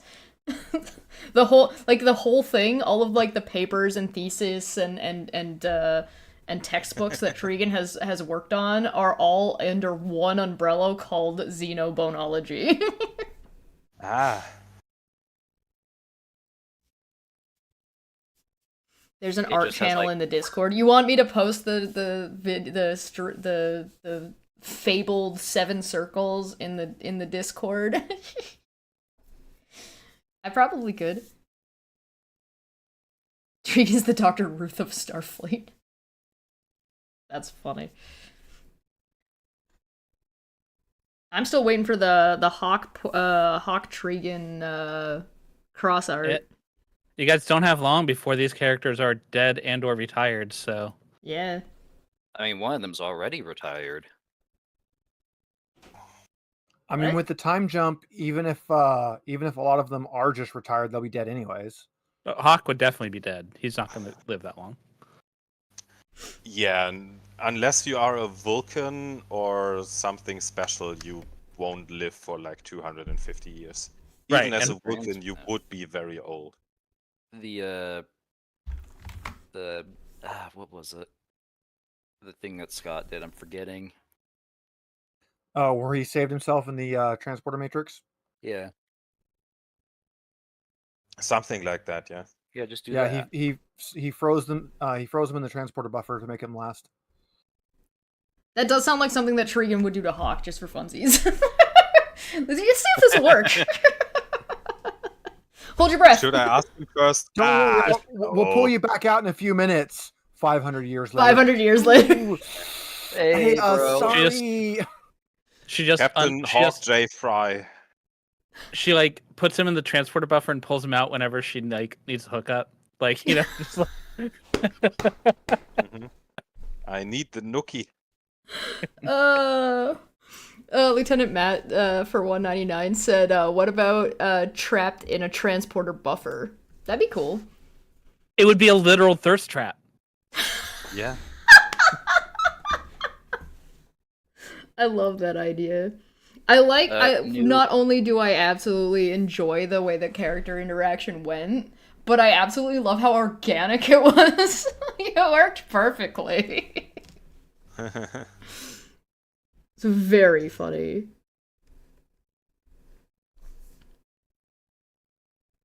I mean, it would be fun to have, like, weird ways that our characters can interact, like our previous characters can interact, but again, they have to live. I think final episode where we might all die might be a really good time if Dapper wants to implement like a super chat, give us advantage, give us a free pass. Yeah. That would be a good time to do it. Oh, do the No, Legends I want of more Vantress people to thing. die. Did you see how the Power Rangers one ended? Yeah. Well, I Someone know you died. did, Terry. You were there. Yes, I kind of experienced it. Someone died. Yeah, I remember that. I remember my character suddenly being disemboweled. Weird how that happened. In Power I- Rangers, you know. For I kids. view these campaigns like a zombie movie. Everyone should end up dead. Like it should. That's the conclusion. No, the Power Ranger one ended. Spoilers. Plug your ears if you're watching the Power Rangers one and you haven't seen the ending, because I'm gonna talk about the ending right now. So spoilers, everybody.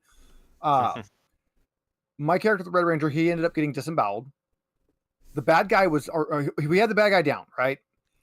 I knocked him down. The Yeah. next two players, Terry was one of them. Casey Lane was the other one. Yeah. Casey was the other. So they knocked him down, and they both passed their turn. They're like, no, we won't kill the bad guy. We're the Power Ranger. We're the good guys. We won't kill him. And in his last, like the villain, the last ditch effort, gets up and disembowels my character. It's like, yeah. Asshole. Kind of The whole bad. chat But it is trying to, also like- fit the Power Rangers, yeah. It fit perfectly, and all the chat is trying to like guilt shame them for killing my character. I'm like, no, I'm loving this. That was perfect. That was poetic. I like that. Yeah. I earned Yeah. that death. It Don't take doesn't it from bother me me. for my character to die. No, Oh, if yeah, no, my we character go dies, into that means I get these. to play a new character. Yeah, we go into these and knowing yes, that our I was, characters could die at any point in time. Specifically to answer chat, to answer Borg, I was the second Red Ranger. We don't talk about the first Red Yeah. Ranger. I was the replacement Red Ranger. There was So no starting first Red Ranger. It episode was 21, possible. I'm the Red Ranger. Wait. Don't you know, ask for context. Don't do it. You know what happened last time. Yeah, I If got you the want a little Vandalia bit of video. context, you have to see the series, but yeah, a lot of that is background that is not really important. Don't do it. Okay, I won't. Hey Dapper, do you know if anything happens to the USS Yorktown? Does now. But the USSR Yorktown? Okay, the good future. So I'm showing on screen, if you guys want to take a look at it real quick, I'm showing on the screen what it looks like with and without the underlining, and I'm kind of liking it without the underlining, with just like maybe needing a little bit more tweaks to give it that rough sketch look. Yeah, I like the little more rough look. Yeah, that is a nice. I think it looks good either way. So if you What all was the like that question? more, let's. I'm on the stream, I'm turning on and off the the underlines. And one is like really a lot more sketch looking, and one has like the more solid line work underneath it. So I'm thinking about taking off the underline, and then making a couple of the lines a little bit more solid, but keeping that overall sketch look. I personally like the harsher lines, Mhm. but it's not a strong preference. I could But turn it that's not down a how I little do bit and go like a happy in between Well, and and it's- go like that. With color on it, it might be different. So that's another. True. All right, well, let's add some color to it. Let's leave these back on. Let's add some color and see what we get. So we need to figure out what the fuck color is this character gonna be. I feel like does it need to be orange, like a I feel tabby like it has cat? to be orange. Yeah. Do I need to get my orange cat back out? Yes. Bring out where'd the he go? orange floof. Chesh, Move the orange. this has been a point that my boyfriend has made to me, but since your character is appearing to be a cat, Uh-huh. I need to ask, what would it be like for an anthropomorphic animal to take a shower? What would it be like? Well, they have so, sonic like, showers, right? Like, Yeah. would they be like sopping wet afterwards, looking like that one? Definitely. owl? So it depends on what you're asking. Like in Star Trek or like in general. That is I a guess very both. strange sounding purr. Noises. I think your chirping. cat is about to explode. Quick, hand them to Shelby. It might be a bomb. Right. I wish I could. have a cat. In Star Trek, they have sonic showers. They don't even use water, right? This big tubby guy's name is Leroy Jenkins, by the way. Wonderful. Oh. Ooh. So he gets whole raid groups killed. Yes. Looks like a very polite kibby. He is very polite. He is a super love. He weighs 20 pounds. He is rather round. Roundish cat. He's very Cat round. board.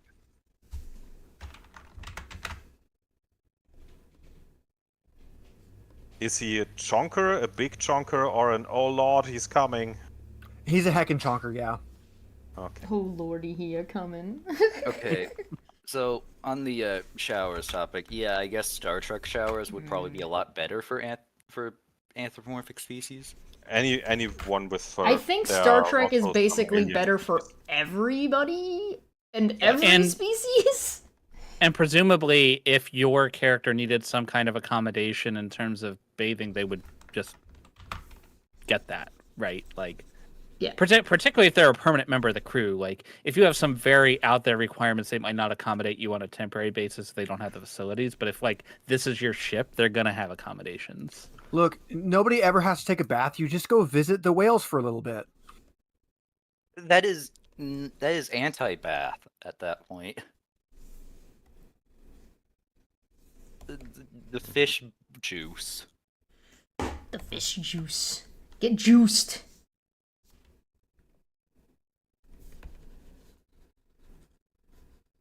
Hang on. Fiery redhead captain incoming. Yeah. Every intention of playing this character rather capriciously. Hang on, let me just...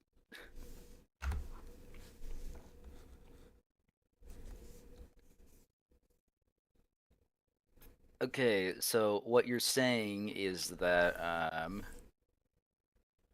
none of our birds would look like that one wet owl image Oh, they might. Oh, Depends on what okay. you're doing. that I'm putting in a general. Unfortunately, none of you on stream will see it unless Chesh feels like pulling it up. No. I'm not doing it. Just look up what a wet owl looks like. It's very funny. I've seen a wet owl. They're very disturbing. It's goofy. What I find disturbing is that owls are like 50% legs, but you just can't see them because of. Oh yeah. Same with penguins. Penguins are, because penguins like squat real low, but they are like half neck by height. Yeah, it's That as well, yeah. it's freak. If, Avians are if they weird. they stretch, they look really weird. And this is why I work with reptiles. Because avians are spooky. There is this one great penguin video where two groups of penguins meet and they dance around each other and then they go in opposite directions and then one of them turns around and grabs one of the other ones and drags him along because he went off with the wrong group. That's funny. No, Clyde, you have to come with us.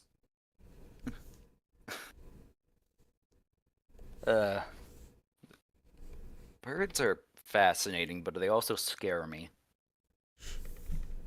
Speaking of things that Yeah. are fascinating and scary, They are ex-dinosaurs, so they should be scary. no, they're current dinosaurs. Yeah, they are still dinosaurs, but they are dinosaurs. Monophyly, they don't get to ever stop being dinosaurs. Is this the cat of the same one that we thought died on the away mission, 9 lives and all? No, unfortunately, no. If you die, you die. Yeah. If you die in the holodeck, you die in real life. Also, Classic. even if you are a cat that has 9 lives, doesn't mean you can be like 300 years old. Naming characters is the worst part of it for me. I hate naming characters. Oh my Naming God, characters can yeah. be really tricky. Bob. That's why I play kobolds in D&D, so I can just name them after random objects. Or noises. Or noises. So my kobolds in every world I run are all exclusively Tucker's kobolds.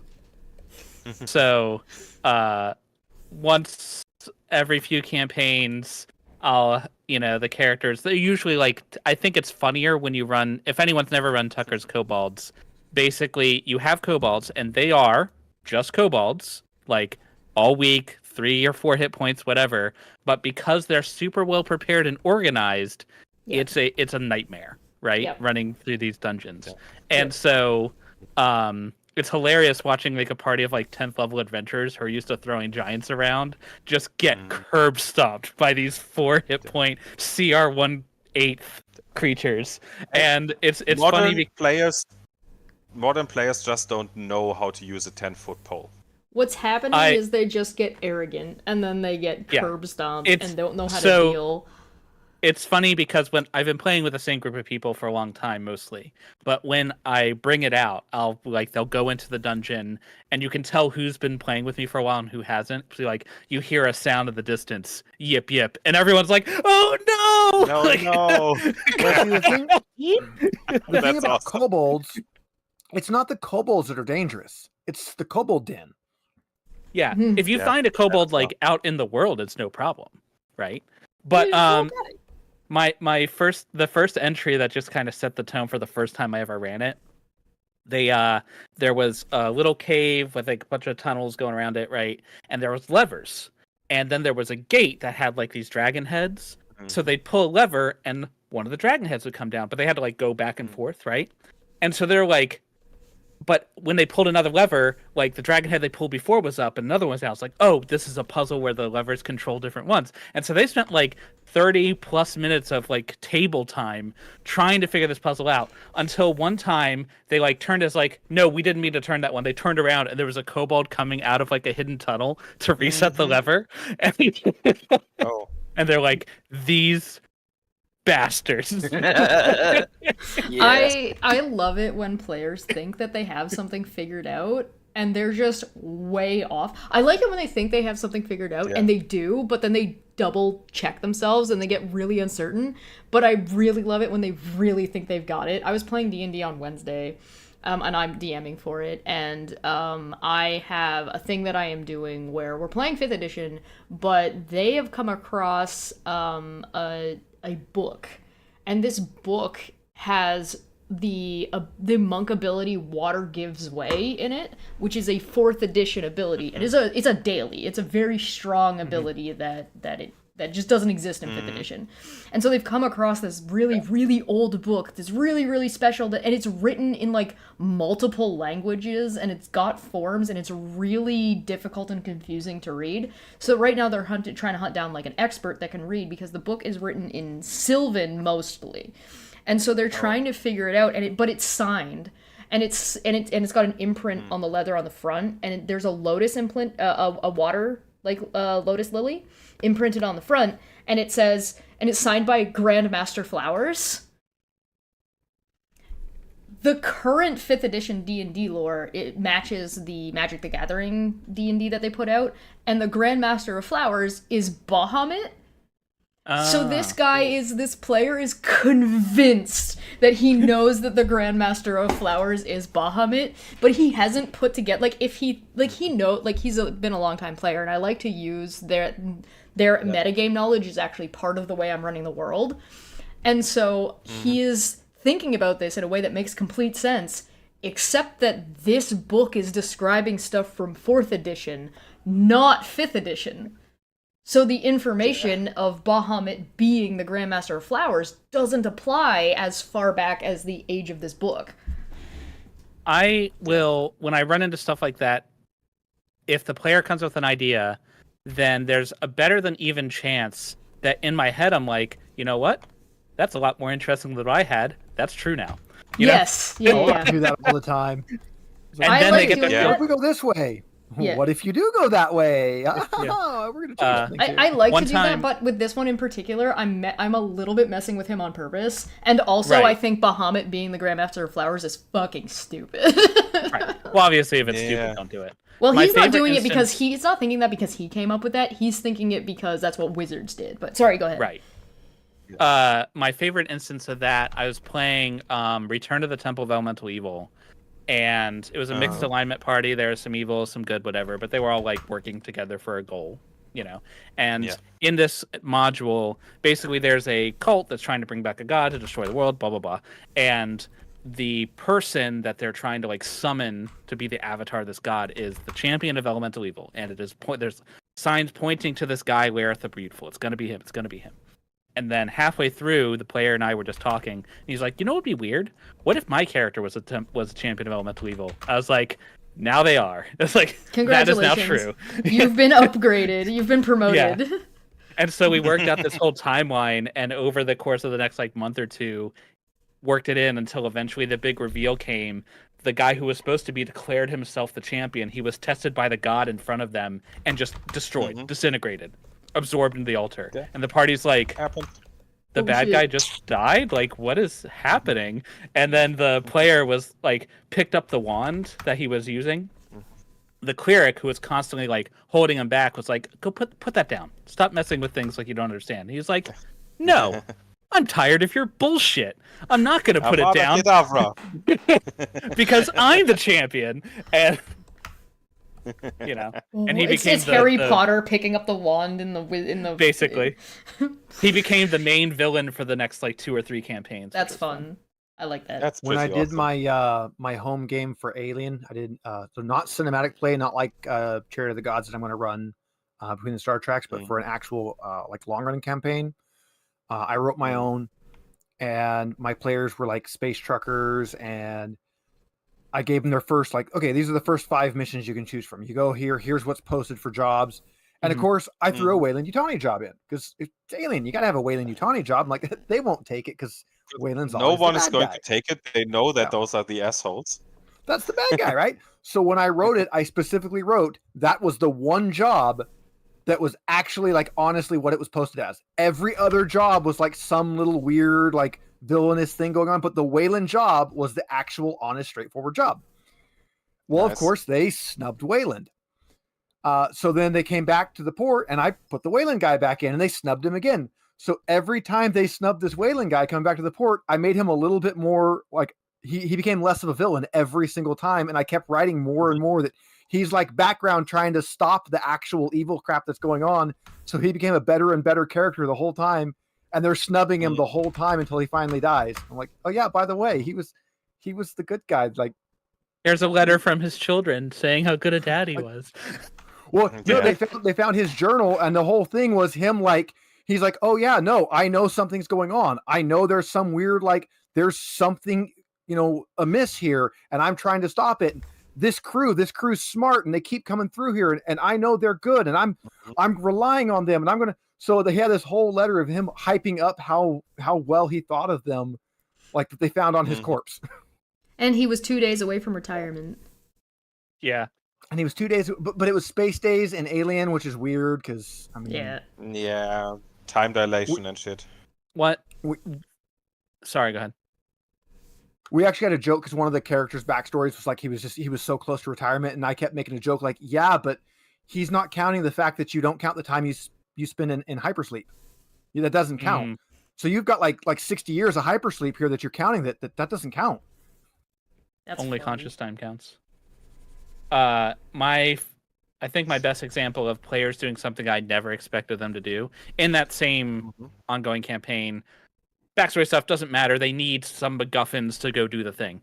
And Asmodeus, who is the Lord of Hell, the biggest demon, devil, was like, yeah, I love using devils. And so they found out, hey, Asmodeus has the MacGuffin we need.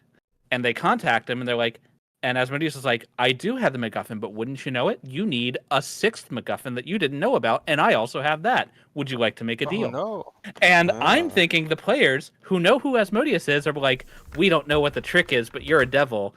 My players are like, man, you are such a bro, Asmodeus. Thank you so much. That's so nice of you. Right. So I had made a contract, like printed it out, and I had wax seals. That's cool. And so I was like, oh, so you guys want to do it? Awesome. Here's your seal. Go ahead and stamp on the contract. Moral of the story, it didn't work out. turns out Asmodeus had ulterior motives. There was one game I was Dude, playing. don't say. I was a player in it, and the most annoying shit. So I had to take a break, and then I came back, right? But in between, like I missed like 3 sessions, maybe. I think I didn't miss a whole ton, but I had left. In the meantime, they had went to hell. Asmodeus was like, "Oh, okay, here's what if you want to like fix this, here's what you need to do, X, Y, and Z." And they went, "Okay," and they went and did it. One of those things was cutting the thread of fate. One of those things was destroying the Dawn Bell. I don't know what the Dawn Bell is, but it doesn't sound like something you should destroy. The Dawn Bell is the thing that makes the sun rise in the morning. That is that is like at the top we of don't need like that is in Hestavar, which is on the plane of existence that is occupied by Ayun, Palor, and Arathis. And it is like Palor's dawn bell that basically chimes away the night and raises the sun. And so they broke the dawn bell, so the sun stopped rising, and they were fighting, like, they were killing angels, and, like, legit killing them because they were fighting them in Hestavar, where they're from, so they were legit dying, and just busted the dawn bell. And what did that do? Oh, it let Asmodeus onto the material plane. So I come back, Oh no! and I come back, and I'm just like, we go to the prime material plane, and I'm just like, why is the sky red? What is going on? What do you mean It's you not brought us? What do supposed you to mean you be like destroyed the that. dawn bell? That My character was campaign pissed. It was very where funny. they made the contract with Asmodeus, it was one of my daughter's first campaign ever, and it was a 1 to 20 campaign. This had been like a 3-year campaign. Yeah. And they got to the end planning to kill that big bad god. That was their whole plan. Yeah. And they got to the end, and Asmodeus came out. It was like, "Hey guys, thanks for all your work. I'm invoking the contract. The material plane is mine now. Peace." And Peace. dipped. And my daughter, I remember everyone was silent, and she was looking around. She was like, "We lost. We can't lose. We're the good guys." And I was like, I don't know what to tell you. Like, That's not how it works, sweetheart. Adorable. yeah. See, buddy, Darker. sometimes you lose with no fault of your own. Well, this was definitely Sometimes through a you fault of their lose own. when it is Time it was 100% your your fault. fault. Yeah. Well, You the took kicker the was deal from the fucking demon. well, the You- kicker was you Devil. asked for it. devil, not demon. Devil.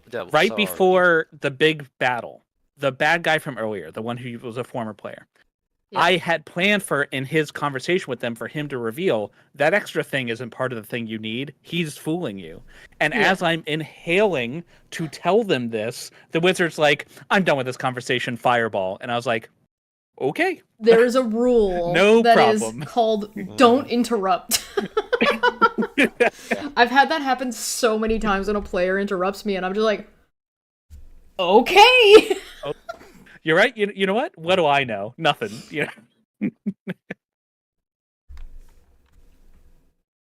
I was just getting the hue right of the shirt, the undershirt. I don't know. There's some really funny things you can do in D&D, and things can get really, really crazy. And I'm just here for it. I'm here for every second of it. I have not been in my current game that I'm running that my players have yet to surprise me. I am prepared for if they do. I have like so many contingencies, and I'm hyped for it. But so far, they have not sprung anything crazy on me. Although they have been trying. The key for me is to prep, rather than prepping specifics, prep what are the bad guys doing, what resources they have, what are their goals, right? Yeah. And then the players can't mess with that.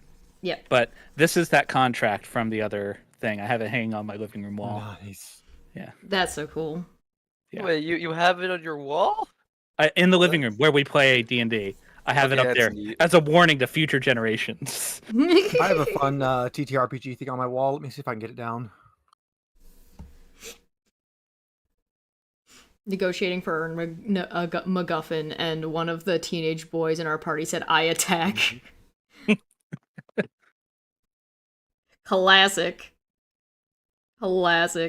Yeah, no, I'm usually pretty. I think the worst time a player like screwed me over was they were trying to find a cult was running around, and they were trying to figure it out. And one of the players they were all sitting at like a bar table, and they had gotten a lead on one of the barmaids there being like having some information or knowing something or being part of the cult. And they said, well, I want to ask her about the cult. I'm like, in the middle of the room? And they're like, yeah, and he rolls his dice, and he rolled a 1, and I'm like, okay, so you bash your face off the table, look up at her and say, hey lady, why do you cult? Yeah.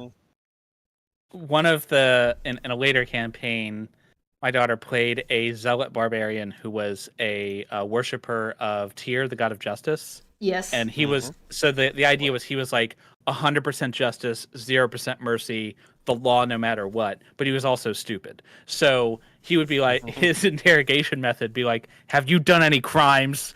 And like, no, it's like, okay. No. Are you sure? Inquisition. Yeah. I love stuff like that. I have the way I have Asmodeus is one of my favorite characters, and I absolutely love running Asmodeus. He is so much fun, and I have like 3 Asmodeus speeches that I give depending on what the players are doing. So if the players are trying to confront Asmodeus and say like, you're the Lord of Lies, like who do you think you are? Asmodeus goes, excuse me, it is my job to keep track of every lie that has ever been told, ever. Do you have any idea how much paperwork I have to do to keep track of all of this? Do you think I'm here because I want to be? Somebody has to do this job. Do you think you could do it? I'm not a bad guy. You guys are the people who keep fucking lying all the time. I'm not the Lord of Lies because I lie all the time. I'm the Lord of Lies because you lie all the time. Right. My Asmodeus. You see this stack? This is just your record alone. I always play Asmodeus as like I'm fighting the blood war. The reason you are allowed to have the nice life you have is because of me. Yeah. And like, how dare you suggest I would ever lie? Find any contract I have broken in any particular ever. Yep. Doesn't exist because I'm on your side. I like the, I have another one that I'm running. Okay, so this is a super secret, so you guys can tell any of my players. If you happen to find one of my players in the wild, you're not allowed to tell them. Asmodeus in my game is not the Asmodeus you think he is. Right? He is, he's all bluster. He is currently, he is at the tail end. So the Blood War I still have going on, but he's only tertiarily concerned about the Blood War because he's like, we can do this forever. I don't fucking care. So there's like the front of Asmodeus who does and is doing things and being nefarious all of the time. But the reason why souls are worth anything in hell is because they're ultimately being sent down the river Styx. And at the bottom of the Serpent's River is a gigantic world serpent who is one of 3 world serpents. So Asmodeus, his name isn't actually Asmodeus, and he's actually the brother of Gerazan, and Gerazan is the other world serpent who's the one who's living on Celestia. And so it's the lawful good one and the lawful evil one who worked together in an Ouroboros, essentially, to create the laws around which the universe exists and bring order into the primordial chaos. And so that's where like the gods started coming from, etc., etc., etc. But they couldn't decide on where the center was going to be, and so they got in a fight. And so when they split apart, Gerazan has wings. Ahriman, which is his actual name, doesn't, so he got injured as he fell down into the bottom of Bator, into the 9 hells. However, like I said, there were 3 world serpents. The third one is like a one of balance that exists in between, and I made it the Lady of Pain and Sigil. So the Lady of Pain is actually a world serpent, and you just don't know that. And so, like, Asmodeus's goal is to consume enough souls to heal his wound, so that way he can destroy the universe, like, destroy everything, return it to the primordial chaos, and start again. And the reason he wants to do that is because the Far Realm is getting in.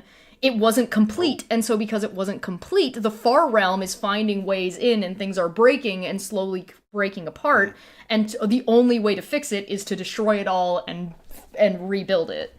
And so he's got to convince Jerazan to do that because he can't do it by himself. And Jerazan's like, oh, I'm not worried. Asmodeus is like, my brother is injured, and even if he's not injured, he's not going to destroy everything. This is something we worked hard to create and to build, and he's a lawful creature. He doesn't want to just do destruction everywhere all of the time for no reason. Like, so Jerazan's not even doing anything about it. It's also one of the only ways I could think of to make the Lady of Pain viable and powerful enough in a way, because the Lady of Pain doesn't let the gods interfere or even come to Sigil. Like, they can't get in. And I'm like, what kind of fucking creature are you that you're able to do this? So at the end, when Asmodeus took over, we called it the Severing. Asmodeus basically made it so he's the only god who can go on the material plane. So Yes. The way we got to Sigil was like the refuge for people who were like cast out of the material plane, basically. Yeah. Is how we wove her in. But That's cool. The way I've played Asmodeus is kind of like he views himself as the only adult in the multiverse. Like everyone else is constantly fucking things up, and so he needs to be in charge of everything, you know?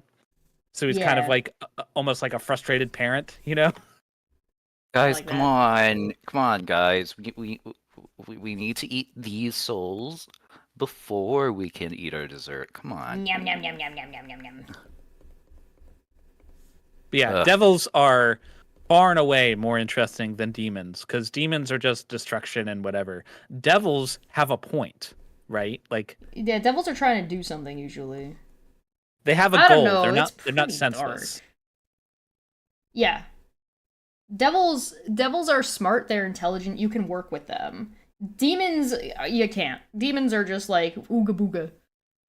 Right. Demons are valuable when you need an unambiguously evil bad guy that they won't feel bad about killing, you know? Yeah. Yeah. Or killing. My players never feel bad about killing anybody.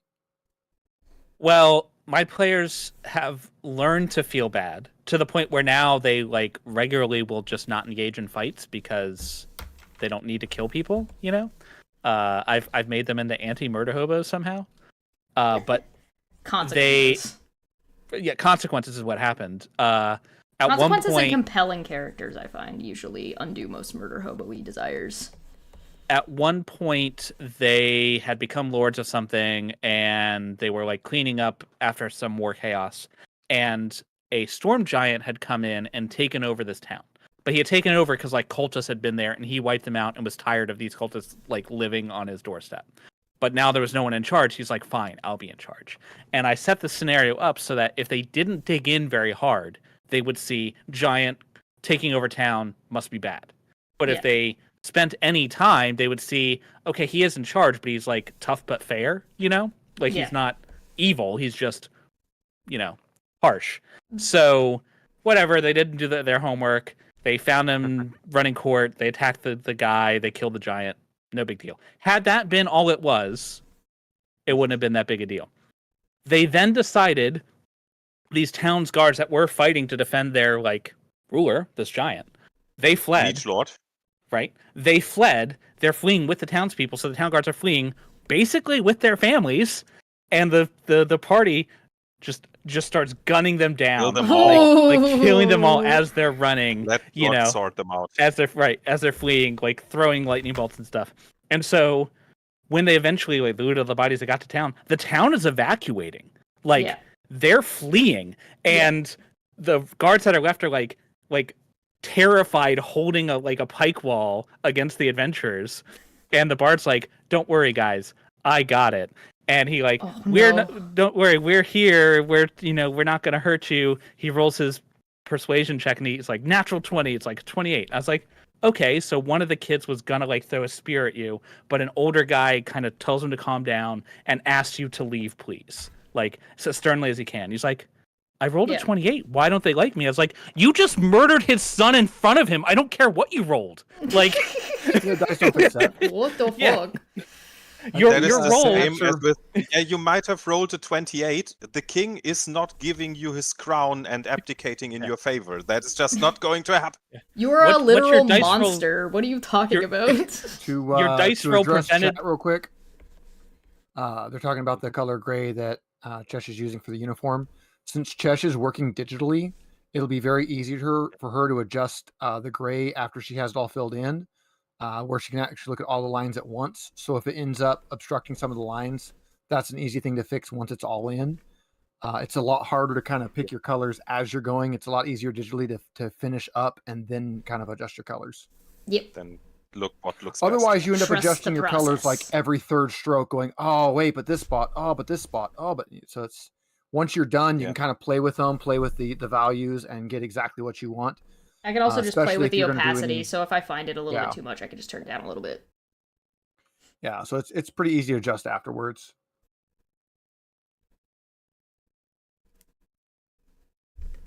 Can also, if the lines don't come out, you can duplicate the line layer to make them darker. There's a lot of things you can do. Yep. We got lots to work with. Yeah, considering the giant, I'm always surprised how many D&D or general fantasy role-playing people are not aware of the fact that in a feudalistic world, that is kind of the norm. Villagers are not like in Monty Python, nice self-elected communistic commune. No, they have a liege lord that might be a duke or a count, or maybe it's just the mayor. But it's not like people are living in a nice cozy village and going around having a self-fulfilled life or something. They are working for someone.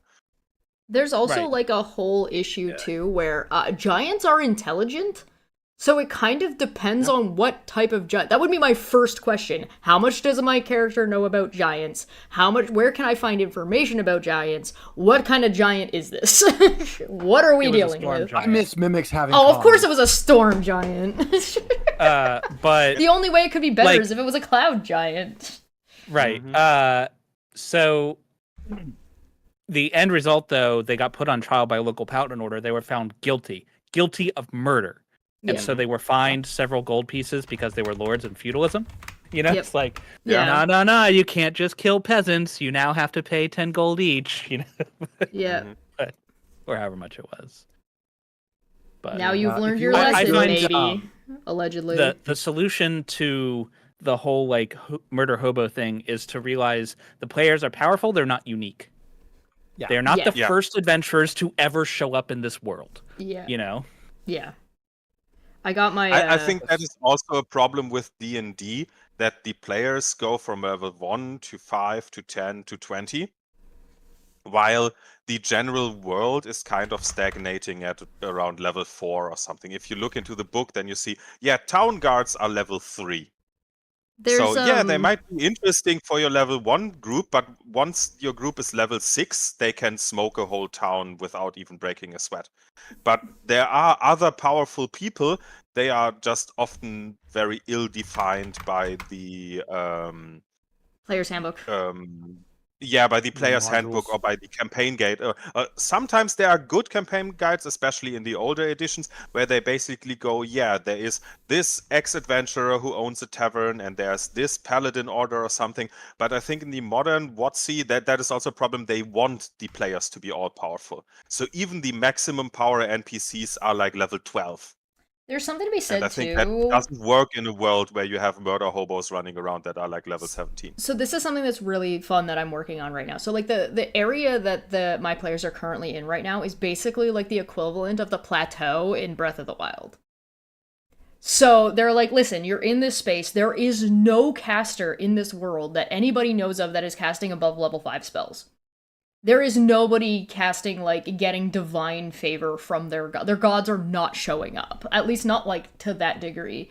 And the reason is because they're actually in a pocket dimension that is a lich's, like, a really advanced lich's demiplane. And so the reason why they're finding this book that's super duper old is because that book is from 4th edition. And so when they leave this area, yeah, there's nobody above casting above level 5 spells in this area, in this world that they're in, but if they can leave. And when they leave, they're gonna get to go to this whole place that is an entire rest of the world that is all high level magic, because this place has been stagnating.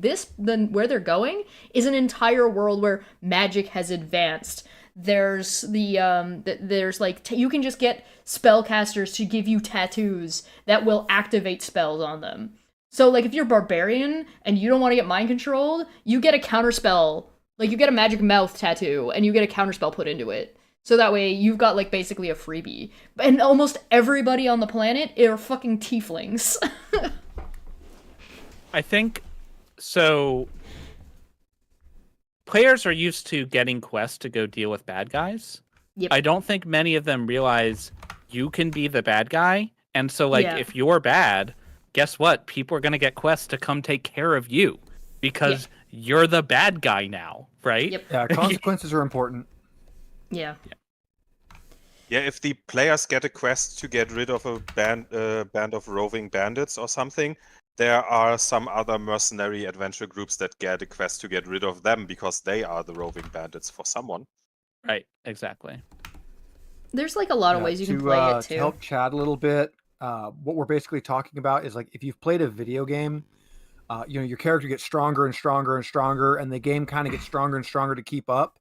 That doesn't happen the way D&D modules are written. Your characters keep getting stronger and stronger and stronger, but the game doesn't. It just kind of stays pretty weak. So eventually you get to the point, it's kind of like it being at the end of a game when you go back into town, you're like, yeah, I have all the powerful everything, so now I can just mess around and nobody can stop me and I can do whatever. That's very much what D&D feels like the way it's written right now. So what we're talking about is ways to kind of fix that. Yeah. There are games who do that poorly, like Skyrim, where everything kind of levels with you. So if you are level 2 and you're just coming out of Whiterun and you walk into the distance and fight a dragon, you can still win. But conversely, if you are ultra high level and you're close to finishing the main story, there are still bandit camps that you are sent to. And the bandits are weak because they are bandits, but they are still kind of working on your level because they have been propped up because you leveled up. Or there might be weird shit like in Oblivion, where if you level up, the NPCs actually get stronger because the adaptation system is broken. So unless you level perfectly, all the NPCs level perfectly. But you as a player might level subpar, and so you get weaker and they get stronger and shit Final like that. Fantasy VII, and I believe Baldur's Gate did it, where they cut, so like when you switch discs in Final Fantasy VII and you have areas that you can go back to, all of the enemies on that disc have been leveled up. Right? Yeah. So so kind of what I'm doing and what I'm getting at is that there's stuff from 4th edition that exists in the world. 4th edition a 5th edition character is the equivalent to a level 1 4th edition character. Give or take. 3 to 5 depending. In 5th edition, you can only get to level 20 and that's the end. 3rd edition went to level 30 and had epic destinies where you were basically reaching into godhood. So as much as 5th edition does leave a lot to be desired between about level 15 to 20, just like in the DMG, it does like way hard limit you in a way that 4th edition didn't, in like the absurdity of how powerful, like you're not god killing at level 20 in 5th edition. Like that's just not happening. So Old Nerdy Bastard said DMs are supposed to increase difficulty levels as needed, as published monster and NPC stats are just baseline. Yes, but so I have no problem homebrewing my own monsters and like my own campaigns and stuff like that. I have no problem doing that. Yeah. But I think it is a failure of the system and WotC as publishers for making it so that 5th edition is essentially the base Lego set, and in order for it to actually work, you have to modify it all over the place in order to make it actually your own functional. Legos. That is right. Yeah. That is one thing that I actually super hate about a lot of players who go like, yeah, but the D&D system is not that bad because it's basically just the scaffolding and you are supposed to build your own version around it. And my point to that is always, but then why use 5th edition in the first place? If I have to build my own system, I can use a good system instead of a bad one. Why would I use Why buy a this? module if I have to remake it? Other question: Why is the module $60 a book if it's not even a Oh my completed thing? that. Oh no! Like- Have you messed with any of the Adventures League modules? Oh, I haven't. Yes. They We had suck. a marvelous one we always make fun of. One of the descriptions is you enter a room. It has a single sarcophagi in the center. It is an empty room otherwise. The walls are lined with sarcophagi. Oh god. So is God. it empty or Empty there's and sarcophagi full at the everywhere? same time. Yeah. It's yesn't. It's yes. Yesn't. I do, like there's another thing about like 2 that comes up and it's about like how much you can lie to your players. Like I enjoy 5th edition, but one of the reasons I enjoy 5th edition isn't because I'm messing with and changing like the fundamentals of the game. It's because what I'm messing with and what I'm playing with is my players' understanding of the game. That's the thing that I'm spending most of my time futzing with. So I have them actually trapped inside of their own. They haven't figured it out yet, but they are currently trapped inside of their own player choices. So like their own agency. So if they choose to do something, that choice is locked in because they're stuck in a loop, because they're stuck in a demiplane that isn't moving forward. They're trapped there. They don't even know they're trapped there. This is the only world they know. Yeah. It's just... So they have no idea, and they're only starting to get hints of it. They've fought the same goblins, the exact same goblins, 3 times. Yeah. And they're just like, wow, that place was loop. weird. Yeah, they went to a We, weird wibbly wobbly timey wimey place because they haven't figured out that there are like uber magical sigils around the continent that they're on that, as far as they know, to make up the entire world. But each of the sigils is like the representation of each school of magic. And so far they've only found the necromancy one, right? And they're like, oh, it's necromancy, it's evil. And it's like, is it Oh, though? no. Is it evil Yeah. though? Yeah, This a lot has of a bad healing rap. spells are necromancy. Yeah, they're So about to when we run into a finish up- dragon, and Temporary system, it'll be yeah. fun. Yeah, when we finish up Lexington and I run Charity of the Gods for you all, you get to experience the Year Zero system, which is an absolutely fantastic system if you've never ran it. Yeah. Here's a cool thing: there's I no like such it. thing as levels. That's fun. You Yeah. don't. It's just kind of like, it's very similar to the Star Trek one we're doing here, where you get like a reputation. This one is same thing. You answer some questions, you get a point for every question you answer yes to. At the end of it, if you have a certain number of points, you can either buy an extra point for a skill, or you can buy a feat. That's it. Which means it is entirely possible to make a character that has 2 health and never get another hit point the entire time you play. So you can go the entire game never having more than 2 health. I'm, makes them- I'm in danger. Wait, Be careful. the Queen Alien rolls 10 die for attack? Oh, and if she hits, she rolls again? Don't get hit. I'm in danger. You see, the It safe balances thing that. to do is not be in the same room as the alien queen. Yeah. It balances that with the fact that there's no such thing as a death save. If you hit 0 hit points, you get to make a D66 roll, which is literally you roll a yellow D6 and a black D6. The yellow is your 10s and the black is your 1s. You'll look up on a table what that means. That's your critical injury table. You look it up and you go, oh, okay, this is what's happening. You resolve that, and then you're at 1 hit point. So as long as your resolution on the table isn't you die, you keep going. You're back at 1 hit point and you keep going. But it's a much better system for like balancing, because you don't have to worry about, well, what about this level? What about that level? What if they're this? No, there's no levels. Everything's the same. I have this really fun thing I want to spring on my players, because they might never figure out that they're in a demiplane and they might never leave. But it's like there's enough for them to do that they can run like I can run a full game on this plateau, and they can know no better, and just the game can just end. And so if they end the campaign never figuring it out, I'm going to have them roll new characters in the same world, in and around the same time, doing in and around the same things, and being like, what are you going to do? So like the game actually the world in the game they're playing actually transcends what characters they're playing at that point, which gets gets really, really goofy, especially if they start to have to interact with their players or interacting with decisions that their characters did make. And it's like super goofy.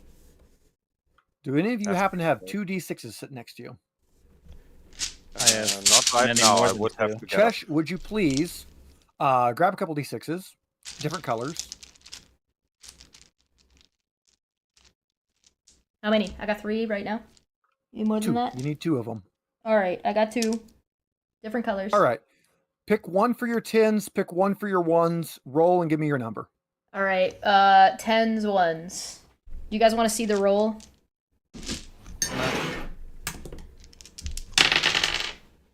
Two 4s.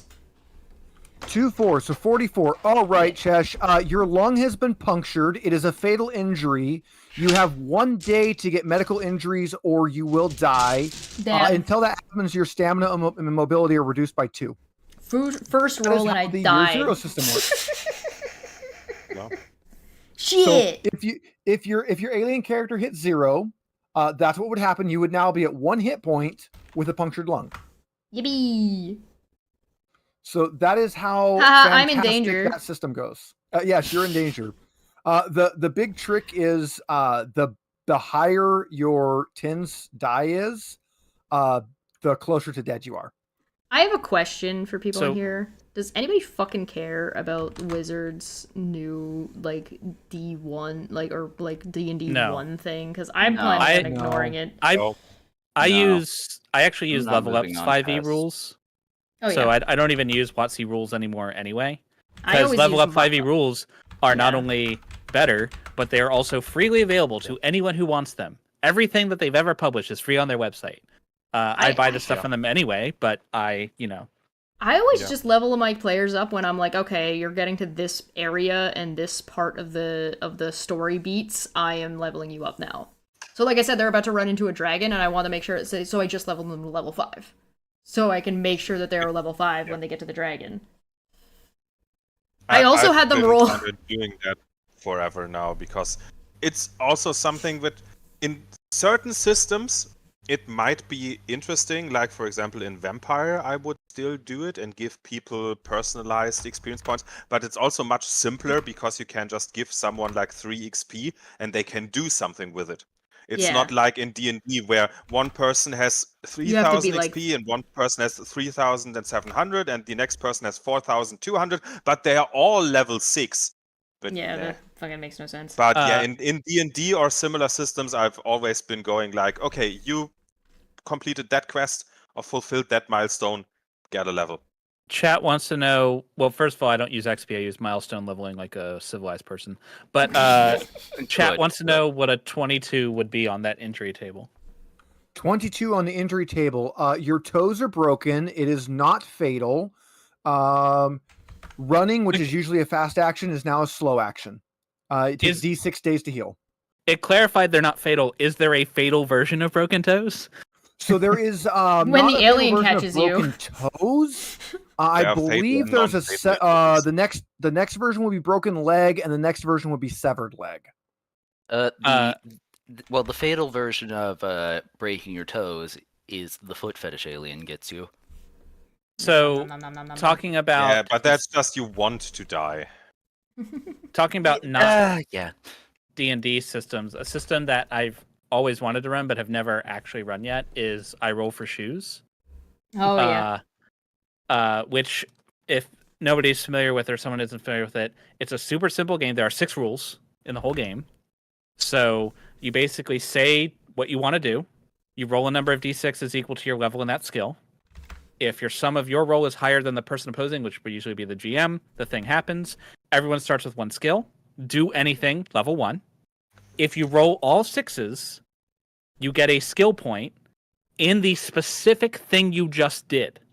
And that level is higher. And then if you get some 6s, you can gain XP, which lets you get skills easier. But basically, the way it works is like you're running, right? So you roll to run. You're going to jump a fence. You jumped it with all 6s. Great. You now have jumping fences too. Specifically jumping fences.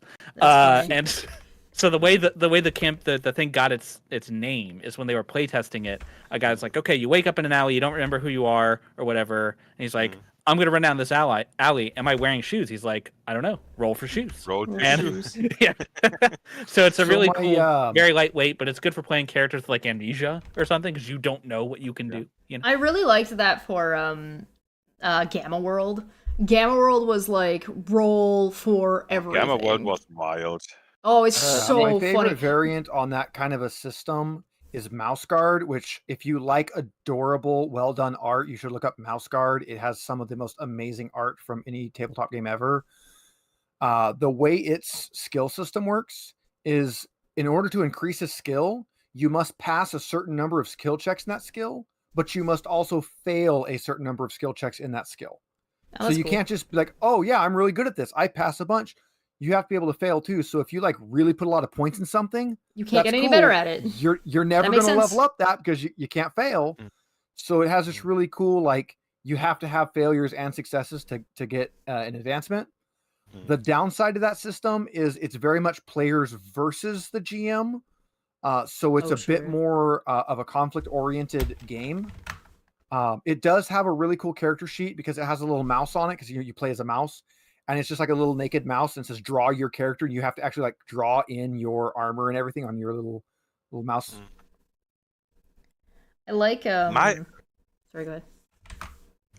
My favorite system of all time is Don't Rest Your Head by Evil Head Oh Studios, my who are god! the guys who also made Blades in the Dark, which they are probably a little bit more famous for, which is a super neat system. The bad thing is that it's basically impossible to comfortably do in Foundry or Roll20 or something, because every player needs 3 dice pools of different colors.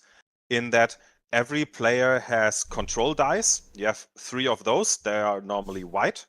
Then you have fatigue dice that are black, and you have madness dice that are red. And every player has basically only 2 stats. And that is your fatigue skill, which is a normal, mundane skill that you're just very good at. It could be accounting or shooting guns or driving a car. You are kind of one of the world leading experts in this skill. And you have a madness skill that can be anything. It could be goblins. You have a band of roving goblins that do your bidding. Or it could be, one of the examples is the taxi driver. You have a magical taxi driver that you can call anywhere and go to anywhere. So you could be in the penthouse of a 20-story skyscraper and call a taxi that gets you in the bathroom of the suit and drives you to the moon. It would just cost you 5 madness dice because that is kind of the maximum thing that it can do. Or you can call monsters, do magical shit. It just has to follow a certain theme. I'll never get over. Sorry, go ahead. Yeah. Sorry. No. You basically have the magic school bus. Yeah, you can have whatever. There are 2 whole add-on books that are just A to Z magical skills. Like A is for ants and B is for and then you have different, and they are all pretty cool. But the nice thing about the system is that you always roll your control die, or how many you have. You can go down in that if your character deteriorates. And then every roll, you have the choice to raise your fatigue by 1. So you start the game with 3 control dice, but if you say, oh, this is a dicey situation, I would like to have a little bit more, I raise my fatigue by 1, so I get to roll 1 fatigue die. And then if it's the next time, you can say, oh, I will raise my fatigue to 2, so now I roll 2, and so on. But that is also a slippery slope because it can pull your character down into being fatigued. And every roll, you can add as many madness dice between 1 and 5 that you want, if you use your madness skill. So, for example, if you say, I will call the taxi driver to drive me to hell, you have to use 5 dice because that is a very powerful ability. If you just say, I call my taxi driver because we have to follow this car and we are on a road in a bustling city anyway, that's just 1 madness die, because that is something that is not very complicated. He just shows up and you can go into the taxi and follow that car, and he doesn't take any money from you because it's your magical skill. It's cheap. Yeah, so I my like two stuff like favorite that. systems for like just really open, whatever setting, whatever anything, is going to be Dread, which has the caveat of being specifically horror based, and Fate. Fate's great because Yeah, Fate is it's nice. whatever you want. No, there's no setting. There is no like hard rules. There's just you have a very simple stat system. Pretty easy. Dread's cool because it has the absolute best character sheet ever. It is a blank sheet of paper. Yeah. Yeah. There is nothing, no stats, no nothing. You get a blank sheet of paper that you describe your character on. I prefer, so rules like games can be fun for the right game. I tend to prefer more crunchy games, not like super I crunchy. enjoy them, yeah, but it But depends. Crunchies can be good. I prefer. I so, really like Shadowrun and all the gear porn, and it's cool. So, for example, like 5e is like smooth peanut butter, and 3.5 is like extra crunchy peanut butter. I want smooth with just like a handful of peanuts. That's my You level want of Dragonbane. But in Maybe. talking about different Pathfinder second mechanics, edition. one mechanic I don't know what rule system it's from, but I've stolen it for D&D. Is when the characters are doing something that's more like heisty, something like that, I'll give them a use of I know a guy. Oh yeah, that's a good one. I love that I know a guy rule. Where they have to say who they know and how they know them, and it's some expert in whatever that would be useful for the thing. But then they roll, and what's interesting is, depending on how good they roll, they declare what their character believes to be true. And their roll determines what that person actually thinks about them. So they may, it's like, oh yeah, me and him, we are best friends over there. And they roll, it's like, you thought you were best friends. He hates you. You thought you are a great fall guy. I like that is also one great mechanic in Blades in the Dark from Evil Head, where they basically say, instead of planning the heist, throw the players into the middle and give everyone a flashback where they can say, oh, there is a tripwire sensor in this room. We prepared for that. And then they describe how they did that they bribed an official, or they cut the power line somewhere or something. But what I wanted to say about Don't Rest Your Head, what I find really nice about the rolling system is that it's 2 folds. So basically you roll your whole pool and you count all the 1, 2, 3s, all the low rolls, and those are your successes. And then again, it depends what you want to do. Do you want to just jump over a puddle? That's, you need 1 success. You want to jump over from one skyscraper to the next? That's, you need 4 successes or something. But then you also count which of the different dice pools, and that is why it's so complicated for Roll20, has the highest number. So if, for example, your control is a 3, 4, and a 6, but your madness is 2 6s and a 4, then madness would dominate. So you scratch off one of your madness responses. That is one of the ways how your character deteriorates. You get more mad the more the story goes on. You get more crazy. Or if fatigue dominates, your fatigue automatically rises by 1, which means for the next roll you have 1 die more, so you get kind of stronger. But if you get too fatigued, you crash, and then bad things happen. And should control actually dominate, then you can reduce your fatigue by 1 and you can heal some damage, but that is very rare because it's normally your smallest pool. And if the DM has the pain pool, if that dominates, then also bad shit happens. So since we're going to be doing a Charity of the Gods, let me give a quick rundown of how the dice system works for year 0. So very much like D&D, you have a core stat. There's 4 of them, and you'll have your skills. There's 3 per stat, so there's 12. So you'll say like, I'm going to have you do a ranged combat. So you'll look at your ranged combat skill. You say, okay, I have 3 ranged combat. That's an agility. I have 4 in agility, so I have 7. So you're going to pick up 7 black dice, and you're going to roll them. And all you're looking for is the number of 6s you roll. That's your number of successes. 1 success is all you need. Every additional one will let you buy stunts. So like buy extra damage, or maybe I make him drop a weapon, or maybe I do some covering fire, or So you can buy it. And if you roll 7 6s, you can buy 6 stunts. So that's how you're going to determine your success. On damage rolls, the enemies will roll their armor to try to reduce it. But for skills, it's just, did I succeed? On top of that, you're going to have a stat called stress. There is no fail with black dice. It's not possible. If you have 0 stress and you're just rolling black dice, you cannot actually have a negative fail. You can not do what you're after, but there's no consequences. You just didn't do it. You fired your weapon, you missed. You were trying to pilot the ship and you didn't get it. It's drifting off into space the wrong direction now. But as you build up stress, as you build up stress, you'll start to add yellow die into the pool. So you'll get your 7 dice, but if your stress is 3, you're going to grab 3 of the yellow stress die and you're going to put them in there as well. The stress also counts as 6 as a success, but it counts a 1 as a failure. So now you're going to make your roll, and if any of those yellow die come up as a 1, which on the official die it has a face hugger on the 1 on the yellow die, so basically if you see any face huggers, you are now panicking, and you have to make a panic roll.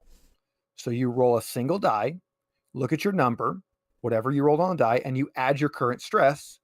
You look that up on the table, and that tells you how you handle your stress. If it's below a certain number, which I believe it's 7 or lower, nothing happens. You're fine. You don't panic. If it's higher than that, that's going to tell you what actually happens. You're going to fail your roll and get this extra bonus negative effect, which it could be, you tremble, you just stop, you didn't do what you were doing. It could be you start to hyperventilate. Your stress goes up by 1, and so does everybody around you. Their stress also goes up by 1. The very maximum one is if you roll a certain number. I believe it's 13. No, it's 16. You go catatonic. You hit the ground. You go catatonic. Game over. So that's game over. You're done. You're catatonic for the rest of the session. Your character's out. If you roll 13 or higher at any point during the session, you get a permanent mental instability added to your character. We love those. Oh, they're fantastic. Absolutely fantastic. Have you guys seen? I guess they're calling it Draw Steel. Seen Matt Colville's RPG rule set that's in development? I have not. It looks pretty interesting. I've been following it on YouTube and Patreon. Basically, the idea is they want to make a cinematic tactical RPG. So they wanted to make it still tactical like D&D, but simplified and streamlined so you can focus more on playing and less on doing busy work. It's gone through. It's still not going to be released until next year, I think. So it's still got some more cooking to do. But I really like the path they're taking. There's a lot of movement, abilities that move people around a battlefield or have to do with positioning, so that you don't get in the thing where D&D where it's you move together, you stay there, and then you just hit each other until one of you dies. But one thing Conga I line. is you get the D&D conga line. But one of the things that I like is every ability. There's no contested. You roll, you check this other thing, check modifiers. There's you roll 2d6, and based on if you get 1 to 4, it's bad. If you get 5 to 8, it's good. If you get 9 to 12, it's great. And so you don't need to check with anyone else to see what you did. And there's also almost no such thing as a null result. So one of the big problems in D&D is you wait this whole time for your turn, you roll, I missed, nothing happens, turn's over, which sucks, right? It sucks for you to do nothing. Yeah. Whereas in this game, it's balanced such that there's no such thing as a null result. You might not get a great result, but you never did nothing, So I think it sounds like it might fit the exact level of crunch I'm looking for. That's cool. It's nice when you find something that really fits you the way you want it to. I like the system in the one that we're playing right now that's cool looking. The one that has these are the official alien dice with the little crosshairs. Hold on, let's see if I can. Show it again. Yellow. There you go. Okay, yeah, one second. I got to turn them in my hand now. Here. No, bad. I haven't done it yet, Dapper. I haven't done it. These are the little crosshairs. So these are your I rolled a success, and then if you roll the yellow one on a 1, it's got a face hugger. So I'm not really focusing very well, but there's your face hugger. So that means something bad happened to you. It's cool. I've been watching the chat, so I didn't have the video up. That looks so good, Chesh. Thank you. I'm pretty happy with the Yeah, way it's showing up great so job. far. I think the black is making it pop a little bit. I really like about the Star Trek TTRPG that we're doing is I really like these values and like the you have I like that a lot. I love these. Yeah. So I've been trying to figure out a good way to drag them into my D&D sessions to replace like the personality, the ideal, and like the background. Not like the crap that nobody background uses? stat that you get to pick, but like there's like this whole blank spot that people never use on their character sheets. That's like, what's an ideal? Roll a 1d4 and find out. I'm like, but what if the ideals were something you could fucking use for something? So the level up tries to do this by having you have like a destiny, and if you fulfill the destiny you get stuff, and like they try to do that. But I'm with you. I really like the values from Star Trek, so what I think I'm gonna do is kind of steal the determination system a little bit, and if the players make a set of values like we have in Star Trek, you can challenge or invoke the value to get advantage once a session, twice a session, whatever. So it's something that's powerful enough they're going to want to remember to do it, and they'll feel cool when they do it, but it's not going to really affect the balance because like there are other ways to get advantage, so it's not that big a deal. Yeah. You could, if you really wanted to make it impactful, you could just say when you challenge a value, roll 20. Like that would be huge if you want it to be more prominent. I was thinking about doing something doing it in a way where instead of granting feats, and not like don't grant feats at all, like still do that, but instead of always doing a feat, you go, all right, tell you what, this is something that I've noticed that you, the player, have been having your character do regularly. So this is now like a value. You're always arguing for this thing or for this direction. So now when you're doing this and taking this type of an action, outside of just you doing it with your party, you are getting like bonuses to that Like thing. a boon. Yeah. So a good system to get that balance that's kind of somewhere between like 5e and 3.5 would be Dragonbane. It has a really nice kind of, it plays very much like 5e. It's a very similar system. It's a D20 system, but it's a roll under, not a roll over. So you're actually looking for low numbers. But it has a really nice skill system where instead of really picking like a class, you're kind of more picking what your character's like career profession is. Yeah, what does you say you do here? Yeah. Yeah, what do you do? It's like, oh, are you a fighter? No, you're not a fighter. You're a mariner. That's your job. You're a seafarer, and it gives you some extra little bonus abilities and things. And one of the ones you can do is you can be a merchant. And like one of the things is, yeah, I'm a merchant. I know where the gold is. Oh, once per session, we're at a crossroads. DM, which way is the gold? Which way is our valuable thing? And the DM has to answer you honestly on that one. Yeah. So it adds that in. And one of the things I really like on it, it's a 1 action per turn. Yeah. So you don't just get to be like, oh yeah, cool, I'm going to slash it on my sword, and oh, he's attacking me, I block with my shield. No, you had to make that decision on your turn. Am I attacking or am I defending? Which am I doing? You have to pick.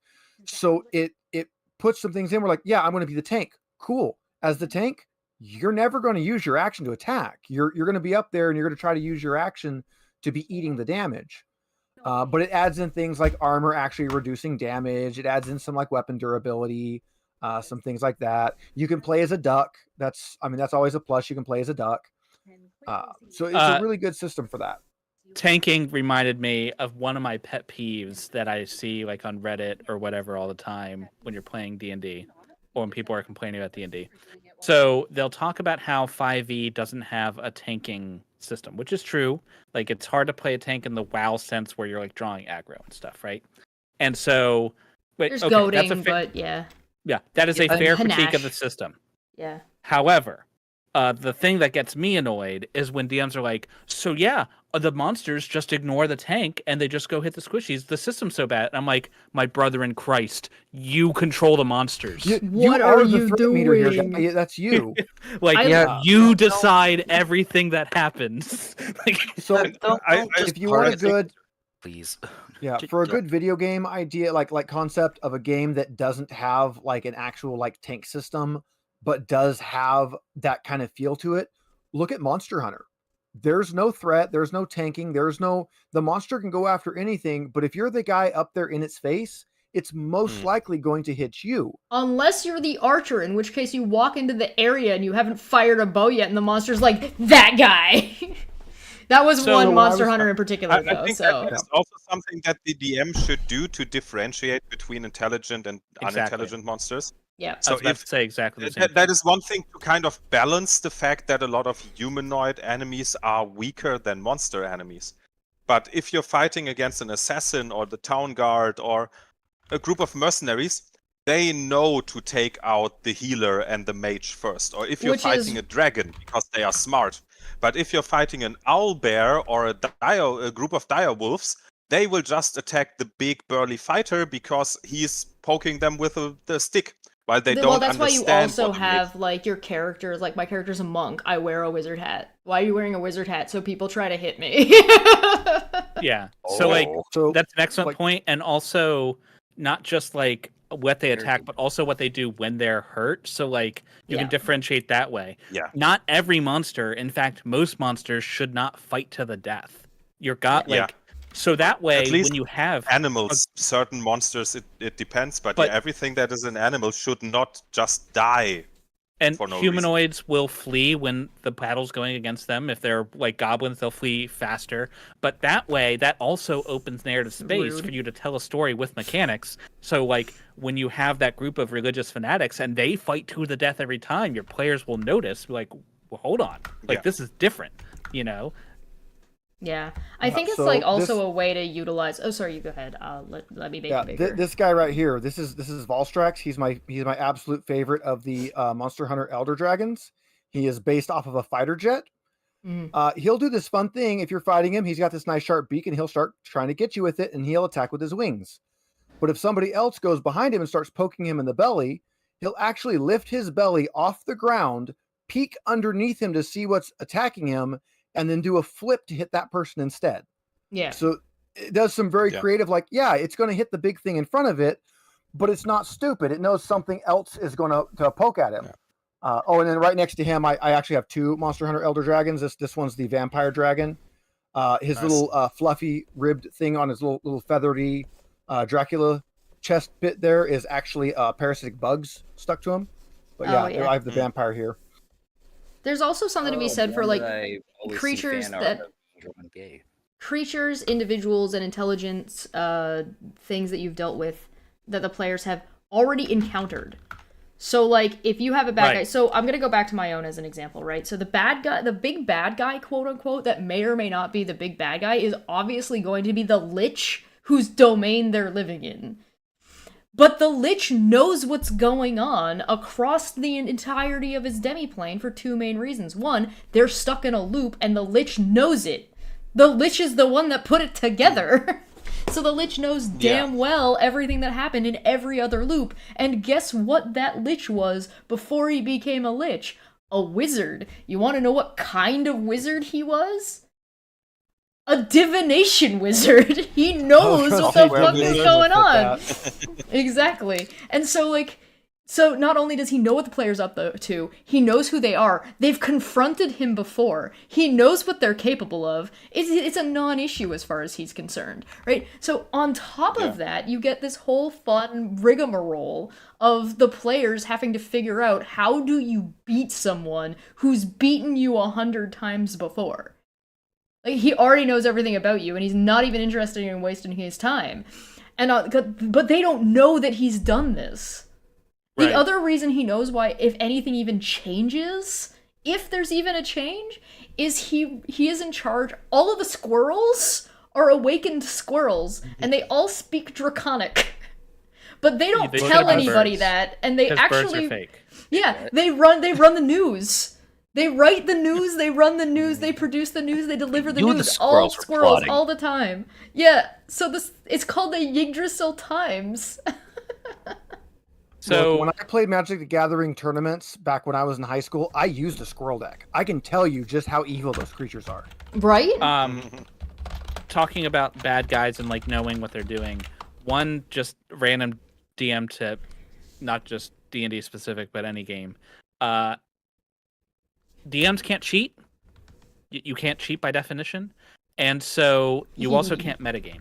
And so it's okay to use your discretion as a storyteller and as a runner to metagame a little bit to retroactively have prepared for something. So, for example, Yeah. you are running a Beholder or a Lich, and the players come up with this cool like way to defeat them. You don't want to shut down every cool thing the players do. However, it's okay for you to be like, I am not a giga powerful immortal wizard, right? I can't think of everything this person would have thought of, but it is reasonable they would have planned for this. And so I'm going to retroactively make it so they did plan for that because they would have, right? You just have to be careful not to abuse that because you don't want to like, rob the player's success every time. Yeah. Yeah. That can well, be a that's way what I to mean by make... they're trapped in their own agency. The idea is that if they're talking about their plan, they've already done it before. And if they fail, so I have this whole contingency. So if and when these players die, because I don't pull punches, they will TPK at some point.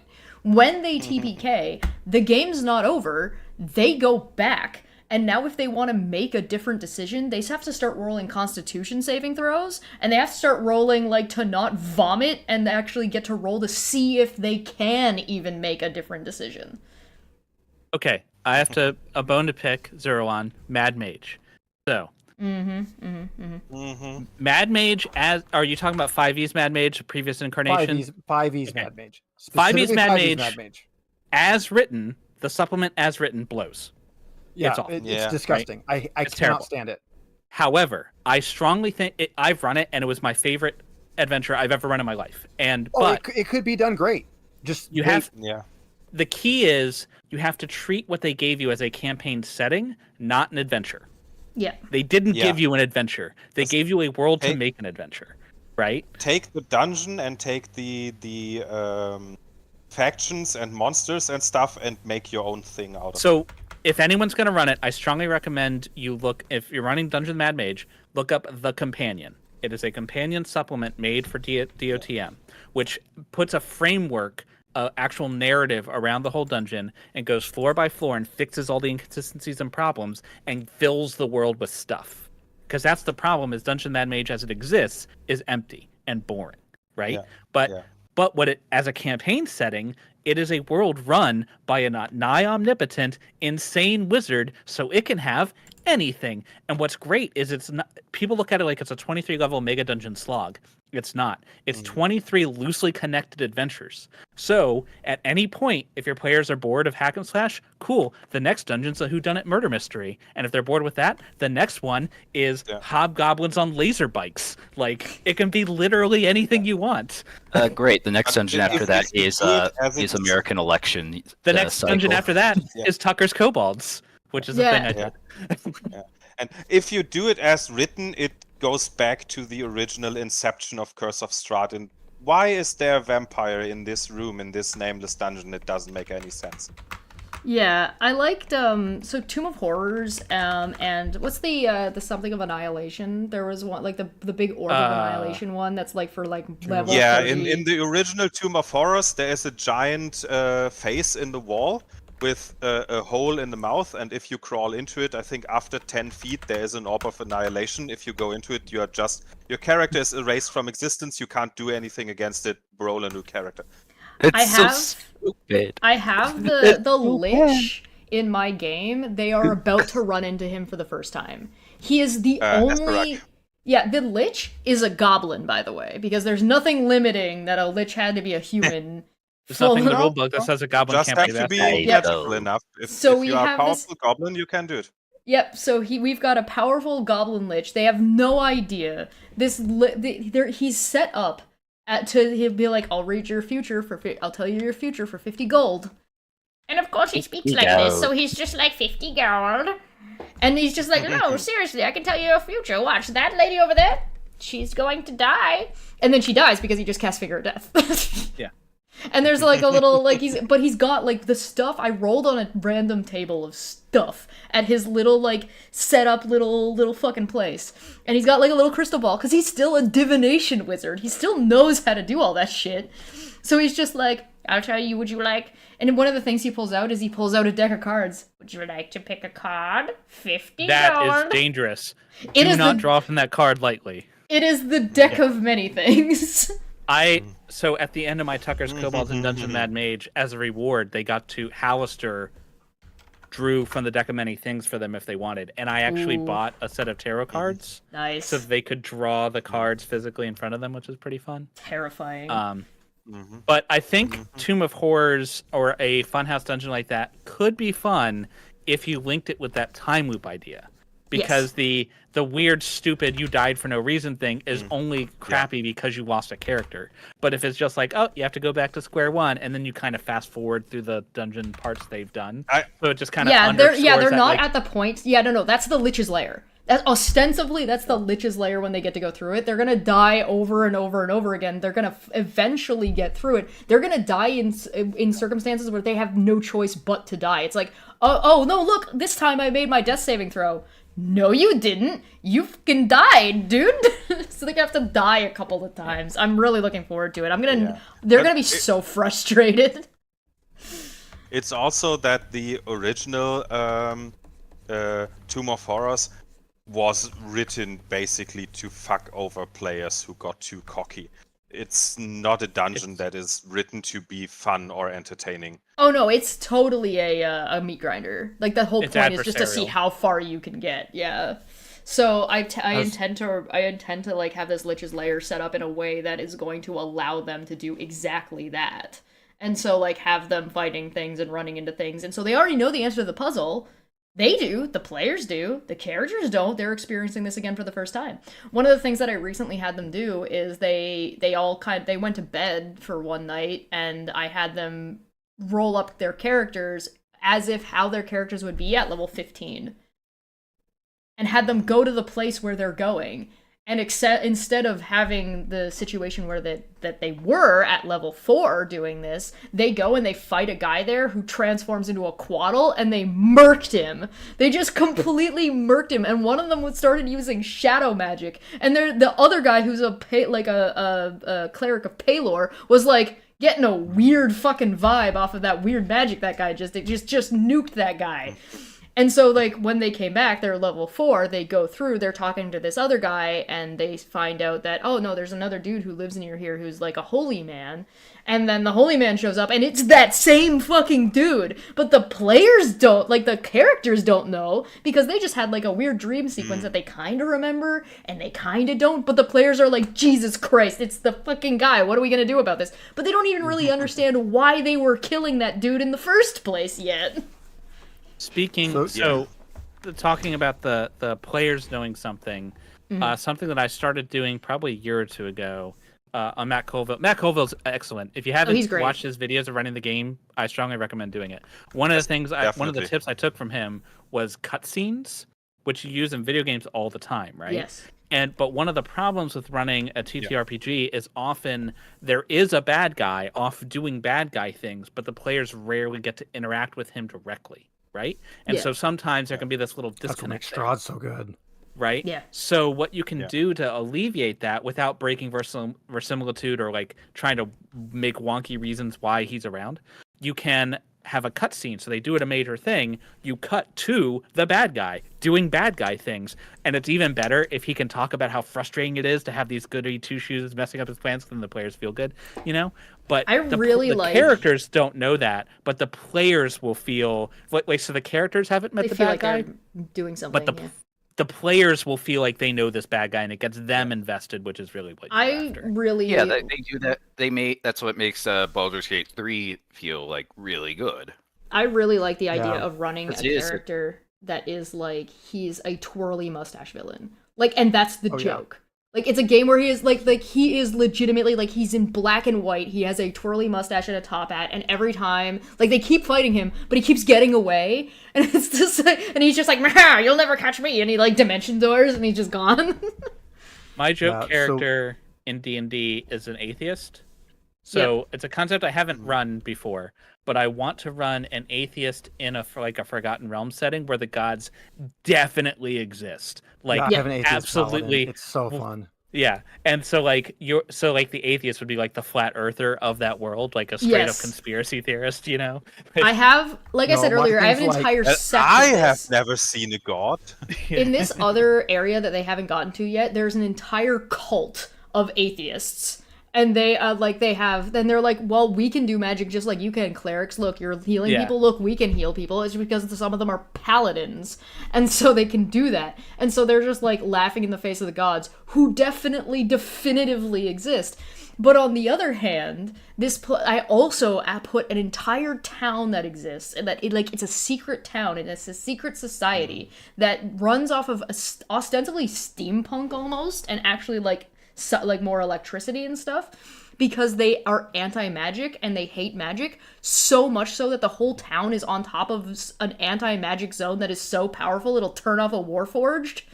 So like a warforged can't even go there. And what they do is they go out and they send assassins out to go and kidnap tieflings, sorcerers, any magic users, any magical creatures. They grab them, they take them, they bring them back, and then they sacrifice them and use their blood to keep the circle working. And the circle is there because a long time ago, they're like a god like thumbprinted this spot to prevent, like, to keep people safe from a calamity that was going on. So it was an anti-magic zone, and the calamity was Asmodeus, because I've tied this campaign to my old campaign where the fucking players brought Asmodeus to the material plane.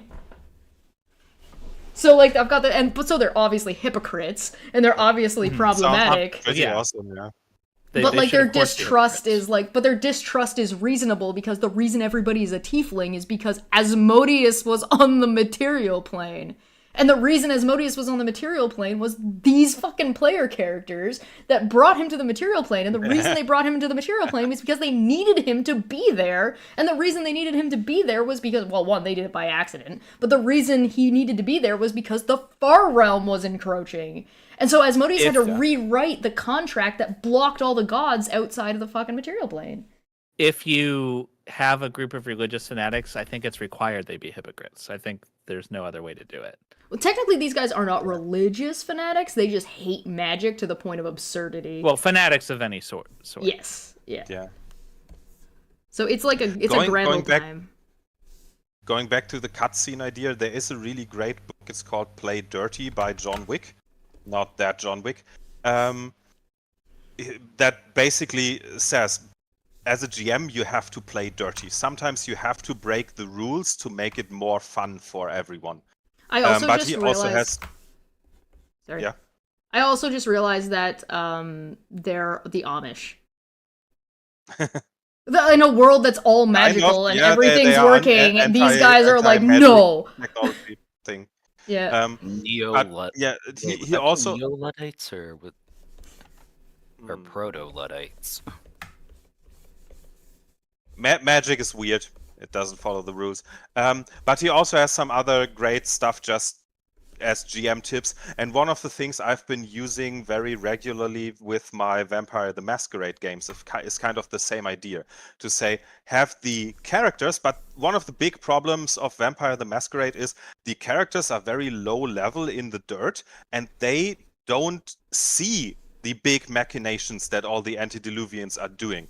So take those high-ranking vampires that are in the Primogen court or something, and give them to the players as NPCs, and give them small index cards that say, you are in this meeting to achieve X, and you are allied with Y, but you are working against Z, and you fear that this will happen.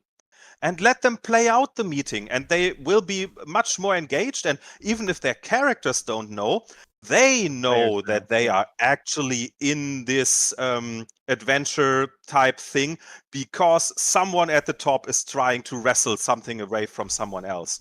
And that makes it much more engaging. I'm looking forward to the point when my idea. characters have to decide whether or not they want to work with Asmodeus and reset the world or not.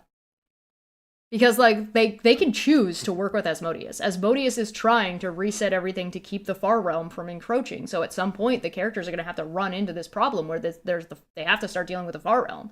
And as soon as they have to start dealing with the Far Realm, they have to deal with the idea of, well, how are we going to stop it? Asmodeus is presenting a plan, a full-on plan, and it's like, you know what? It's gonna destroy everything that exists right now, but we can put something in place to fix it, to make it not the case. And like, how is a bunch of fucking players that are like level 20, maybe level 25 if I let them go further than that, going to convince the world serpent Asmodeus to not do that? Well, Asmodeus is making a very good argument to Gerazan. Like, how do you even... Like, things are so screwed, so that at some point, none of the gods that even currently exist in this world are the original gods. So you start having to contend with the problem when you have a character like Bahamut, who is supposed to represent law and hope, and replace that paragon with just a guy who was probably an adventurer at one point. Their mortal ideas about what justice is are going to start to skew whether or not something is even lawful good or not. So the town that they're in right now, in this side plane that they just got to, they are finding out that everything is like weirdly really expensive and everything's like really clean, and that's because the laws are so stringently kept that they're like, yeah, so any profits that you make are going to be taxed at 60% because it's your automatic charitable donation that you have to do because it's good and lawful to do charity and gives hope to people, and hope is lawfully imposed by the followers of Bahamut. And then you're gonna find out that there's no homeless people here. Why is there no, like, there's no slum area? There's no, like, poorer people or anything like that? Why doesn't that exist? Oh, that's because being homeless is illegal, and to give them hope, we take those people off the street, and they go into military service. Yeah. You will be hopeful and kind. The beatings will continue until until morale improves. Exactly. And that's a whole town is set up like that. One of my favorite quotes from Gangs of New York: if it comes to it, you can always pay half of the poor people to kill the other half and get rid of the whole problem. There you go. All right, I'm gonna dip. We should great work on the art, probably look Chesh. to Good wrap job. up. Yeah, I was gonna head out as well because I'm kind of... Everybody's getting tired. Bye. Boring. So all I've got to add to this is the shiny thingy and the pips, and I think we're gonna go ahead and call this one done. And maybe if you guys really liked it and you like and share and you leave me a comment, the next character that I do we can have maybe Dapper will put a poll on in the community tab area for whose character wants to go next, and then maybe I'll do that one on stream too. Nice. Sounds nice. Let's be done. Thanks for joining us, everybody. Say goodbye, everybody. Bye. Bye. Bye. Stream long and prosper.